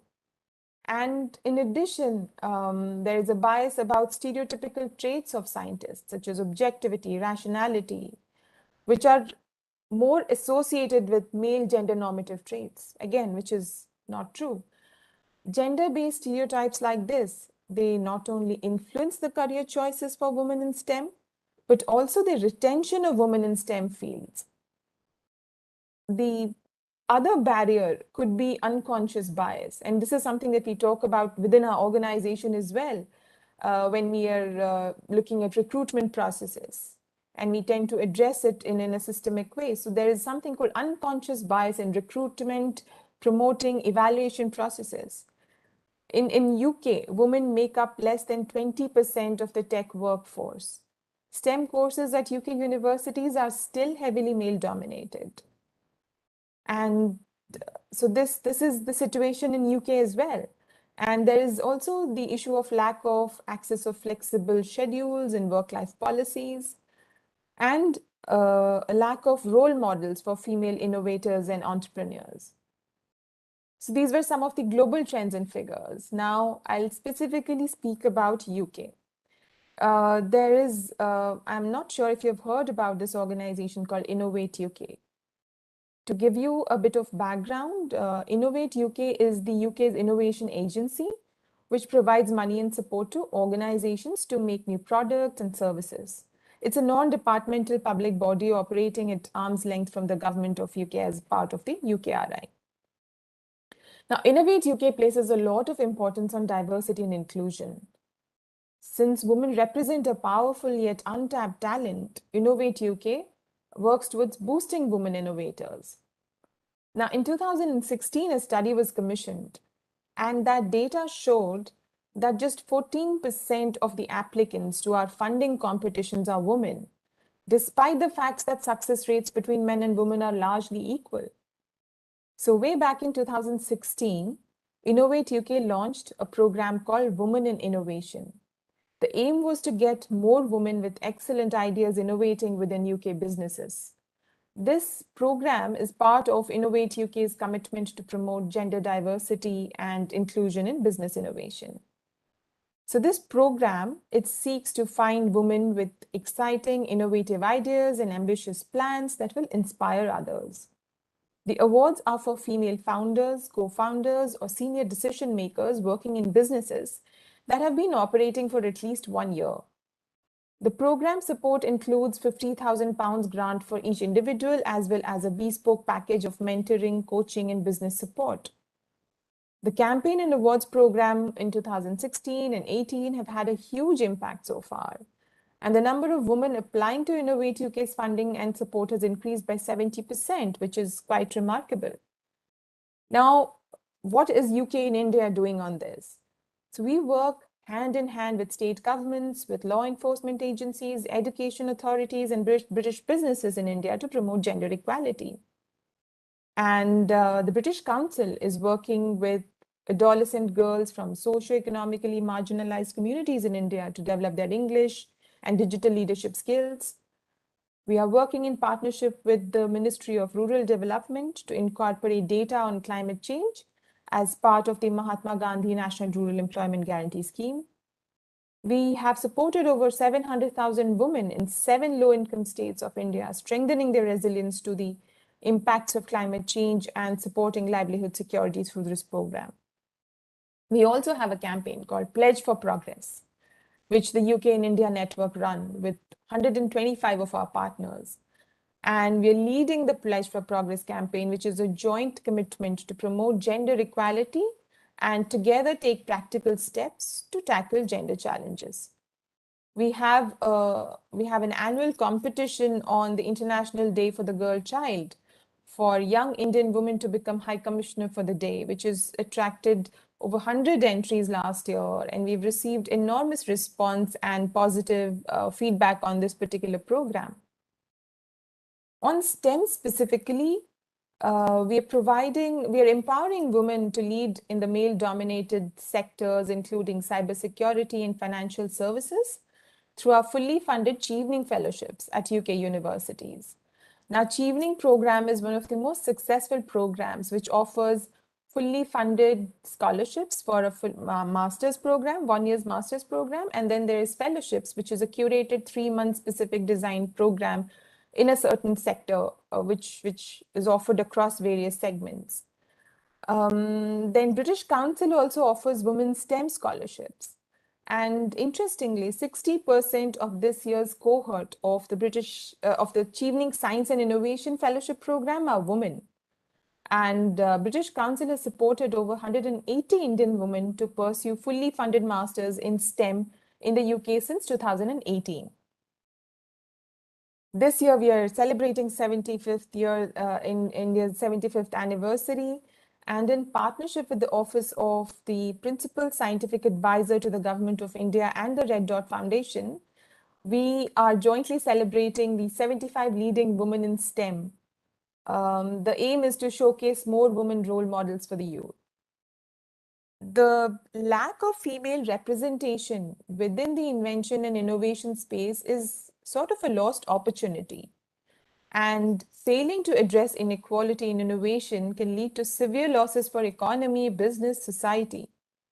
Now we know there are issues and challenges. Now, what can we do to encourage more women participation in the innovation and technology space? Again, a few of the previous speakers have already mentioned some of these points, but I'd like to reiterate them. The first and the very obvious one is to promote success stories. This may help in breaking the perceived stereotypes and create role models for the younger generation. I think Manju ma'am mentioned about Leelavati's Daughters, the Women Scientists of India, which was published by I think the Indian Academy of Sciences. That was way back in 2008, if I'm not wrong. So we need more such initiatives. This was a brilliant way to showcase the women scientists of the country. The second point would be to try and break away from the perceived stereotypes, particularly with young children. Because that's the time when our personalities are still in a mode where we can change it. And if we put these stereotypes in our young children's mind at the very beginning, before even they start, you're sort of curbing their opportunity for growth. The third point would be mentoring.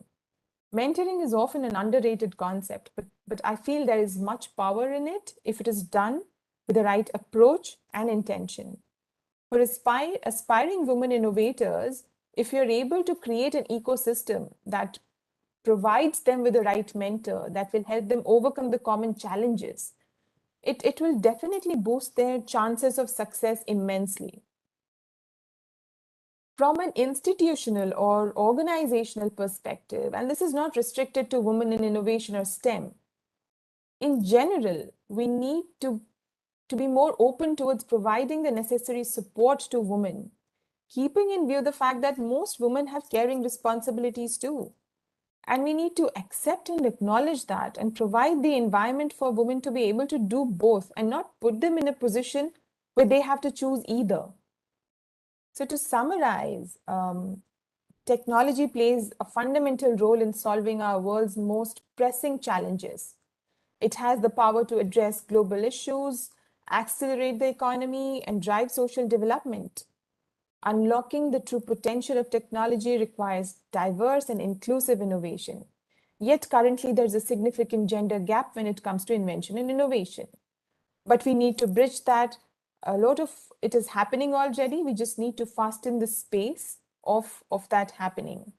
And to achieve the greater efforts must be made across different industries and diverse actors.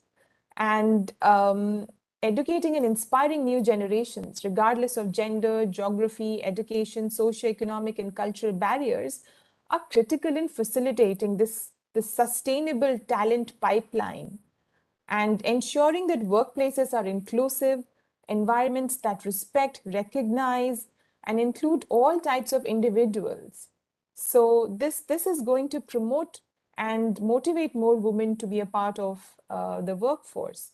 And when we are all committed to cultivating innovation through diversity and inclusion, only then will we start to see the full true potential that it can bring to our capacity to invent for a better world. An equal world is an enabled world is what I like to say to end. Thank you.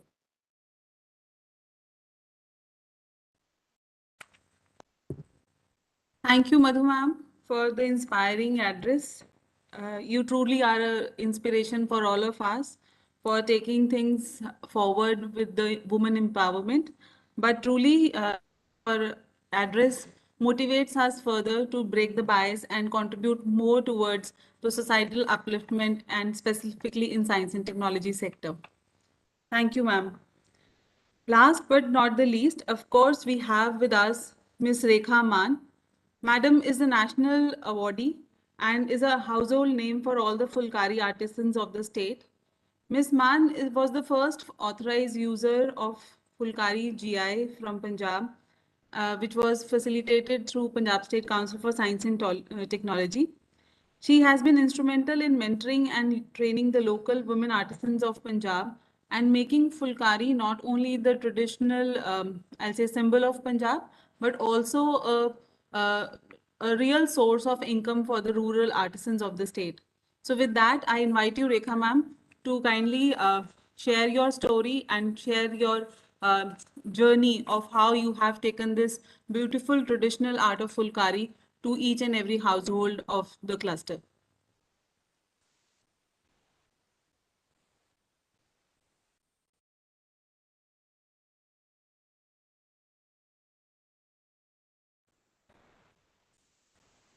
Rekha ma'am, can we have you please?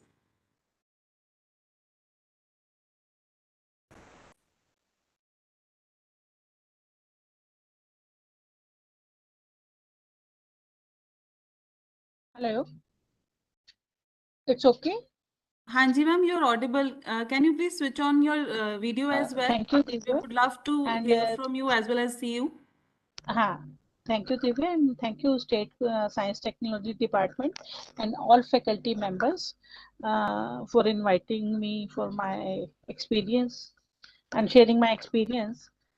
सबसे पहले मैं आपको बताना चाहूँगी कि जब ये Patiala handicraft society हमने बनाई तो यहाँ की जो जर्नी थी पंजाब में फुलकारी के बारे में बहुत डिफिकल्ट थी।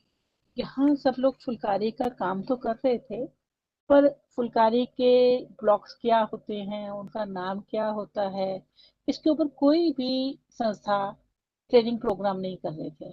और जब मैंने इसके ऊपर रिसर्च किया तो लोग हंसते थे मेरे पे कि कौन सा टॉपिक लेके मैडम काम शुरू कर रहे हैं। और मैं जब उनसे क्वेश्चन पूछती थी कि आपको इसके बारे में कोई ट्रेनिंग मिली, आपको नाम पता है, वो कहते हैं नहीं प्रॉपर नेम नहीं पता पर हमें मदर बता देते हैं और हम इस तरीके से ट्रेनिंग ले लेते हैं। तो इसके लिए रेखा हमारे मैम, अपना पास वीडियो काइंडली स्विच ऑन कर लें, हम आपको देख नहीं पा रहे हैं। एक सेकंड, वीडियो कहाँ से कर फिर मुझे वीडियो करना नहीं आ रहा, मैं नो कोशिश इश्यूज कर मैम, नो इश्यूज। आप पंजाब में तो आपको सभी जानते, प्लीज आप हाँ कैरी ऑन वो कीजिए जी। हाँ तो ये जर्नी इतनी डिफिकल्ट थी कि मुझे अपने फैमिली मेंबर्स में से जो रिलेटिव्स थे वो सब लोग हंसते थे पर मेरी बड़ी पॉजिटिव थिंकिंग रही और मैंने सोचा कि कुछ डिफरेंट करके दिखाना है और ये पंजाब के लिए इन रूरल महिलाओं के लिए कुछ करना है। तो मुझे किसी ने गाइड किया कि आप एक सोसाइटी बना लीजिए और हमें कुछ नहीं मालूम था सोसाइटी बना के क्या होता है। बस किसी के एडवाइस पर हमने society for rural women empowerment के पटियाला हैंडीक्राफ्ट सोसाइटी बना ली। और जब ये सोसाइटी बनाई इसका जो मुख्य उद्देश्य था पंजाब में रिवाइवल ऑफ फुलकारी आर्ट और इस बेस को लेकर और रूरल महिलाओं की एम्पावरमेंट के बेस को लेकर ये सोसाइटी शुरू की गई। और फंड्स की कमी होने करके हमने गांव-गांव में जाकर जो मुझे पॉकेट मनी मिलती थी उससे मैंने काम शुरू किया और टाट और बोरियों से काम शुरू किया लेडीज को वहां बिठा के। और ये हमारा जो जर्नी थी अपने स्ट्रॉन्ग विल पावर से जो हमने शुरू की थी इतनी सक्सेस हुई, हमें मीडिया ने कैप्चर कर लिया। और मीडिया में ये रिपोर्ट आते ही हमारे पास नबार्ड ने अप्रोच किया, सिडबी ने अप्रोच किया, गवर्नमेंट के कई इंस्टीट्यूट्स ने हमें सपोर्ट किया और धीरे धीरे हम उनको ट्रेनिंग प्रोग्राम्स बना के देने लगे। और अभी तक मोर देन 65,000 वुमेन को हमने गवर्नमेंट की हेल्प से ट्रेनिंग प्रोग्राम दिए हैं। और हमारे ट्रेनिंग प्रोग्राम में बहुत सी महिलाएं एम्पावरमेंट हुई हैं। और इसमें सबसे बड़ा मोड़ 2007 में आया। हमारे पास एक बिल्डिंग नहीं थी। हमारी गुडविल को देखते हुए सोसाइटी की कितने ट्रेनिंग प्रोग्राम हमने गांव में इंटीरियर्स में जाके किए हैं जहां महिलाओं के पास काम तो होता था पर उनको मिडल मैन जो थे अच्छी इनकम नहीं देते थे और उनको मतलब फंड्स बहुत रोक रोक के देते थे। तो केवीआईसी द्वारा एक प्रोग्राम आया फुलकारी क्लस्टर जिसमें हमने 950 लड़कियों को ट्रेनिंग दी और उसमें हमने स्किल डेवलपमेंट की ट्रेनिंग, कैपेसिटी बिल्डिंग की ट्रेनिंग, डिजाइन वर्कशॉप की training, marketing promotion, innovation on Phulkari, exposure visits, international visits, research work, इस तरीके से हमने काफी इसमें हमने डेवलपमेंट की। और ग्राम पंचायत ने हमें 1000 स्क्वायर फीट की जगह दी गांव थुआ में, जो अपने आप में पूरे पंजाब में एक कॉमन फैसिलिटी सेंटर बनाया गया है with the help of government. और ये पहला ही एक कॉमन फैसिलिटी सेंटर है जहाँ फुलकारी की महिलाएं काम करती हैं, आती हैं, लेके जाती हैं, और आसपास के जितने भी गांव हैं वहाँ की महिलाएं उस क्लस्टर से जुड़ी हुई हैं। इसके बाद सेकंड हमारा जो मूड आया, साइंस एंड टेक्नोलॉजी डिपार्टमेंट के साथ हमारी मीटिंग हुई 2010 में। हमने इनकी एक वर्कशॉप अटेंड की और जीआई के ऊपर बात की, और इनकी हेल्प से हमने पेपर्स तैयार किए और चेन्नई में भेजे, और जीआई मिलते ही एकदम बूस्ट आ गया। जो लेडीज को उनका हक नहीं मिला था, और जो वो एम्ब्रॉयडरी करते थे एक फूल के, सपोज अगर उन्हें 200 या छोटे से काम के 200 मिलते थे, वो प्राइस डबल हो गया। और मतलब अब उनको ये कहने की जरूरत नहीं होती थी कि भाई ये हाथ का काम है। उससे पहले क्या होता था कि आर्टिजन्स को हमें बताना पड़ता था, क्योंकि जो नए बायर्स होते थे पंजाब से अलावा, उनको नहीं पता होता था कि हाथ की फुलकारी क्या है और मशीन की फुलकारी क्या है। और जीआई के आने से हमारे आर्टिजन्स को 2018 में एग्जीबिशंस मिली, जिसमें 4 स्टार होटल में उनको स्टे मिला, एसी बस छोड़ के जाती थी, एसी बस लेके जाती थी, विद फूड फैसिलिटी और विद फ्री स्टॉल। तो ये जीआई की एम्पावरमेंट है कि जिसके बाद क्लस्टर में जीआई के आते ही हमारे जो फुलकारी, जो पंजाब का क्राफ्ट लुप्त होता हुआ था, अब उसकी एक अलग से पहचान बन गई है, जिसको कि राजपुरा में, पटियाला में निकाला जा रहा है। और ये गढ़ है, और इसके लिए हमने बहुत मेहनत की अपना राइट लेने के लिए। हमें कई लोगों ने बिल्कुल भी, जिसे कहते हैं कि कॉपरेट नहीं किया, और कई डिपार्टमेंट्स ने भी नहीं किया, पर हमने हिम्मत नहीं छोड़ी।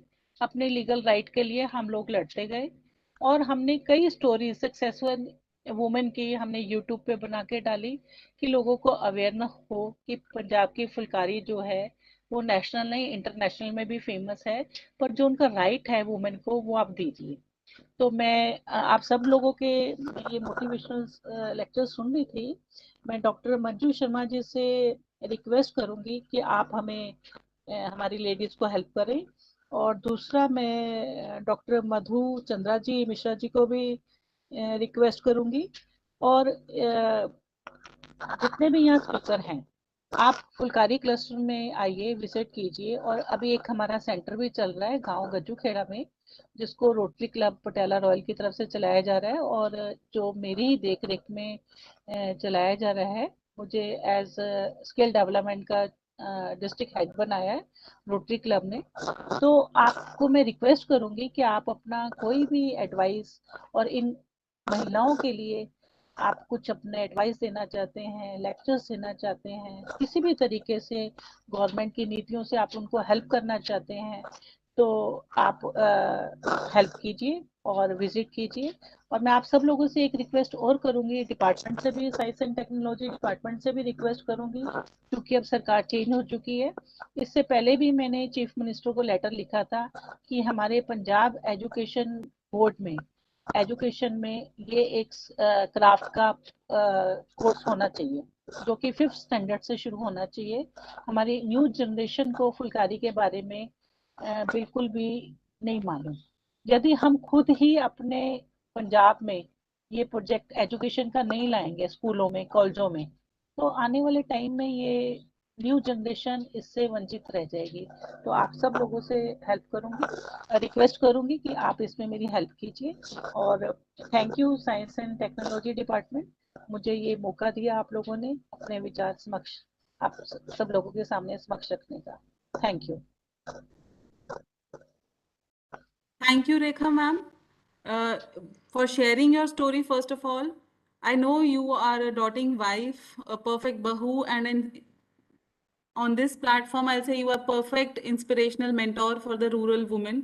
और आपकी specific contribution जो इस field में रही है, we have seen your journey and we have been pleased to be a part of your inspirational journey, जहाँ आपने बहुत सारी रूरल वुमेन को ना ही सिर्फ उनकी पहचान लेने में हेल्प की है, बट एज वेल आई से कि आपने उनको एक नया एंटरप्रेन्योरशिप की तरफ जो आपने उनको मोटिवेट किया है, that has been a true I say that is the true sense of women empowerment.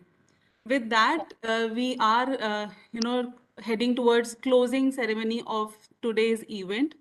And my sincere thanks to each and everyone who has joined us today. Especially my thanks goes to Dr. Sharma, Dr. Manju Sharma, for sparing her valuable time for the event. Dr. Rashmi, Dr. Debapriya Datta, who have always and always supported our endeavors at the state level. All the speakers for the day who have shared their inspirational stories with our participants, specifically not in one domain, but in almost all domains where the leaders have been taking all the due steps and making their mark in healthcare sector, in in the government and semi-government organizations, in as entrepreneurs of tomorrow, as all in all the spheres of leadership, and making it understandable of how to take this journey forward for each and every one of the women colleagues we have on this platform today. Thank you all for making this event such a successful event and motivating each other in the on the path of I'll say success and marching towards a new India.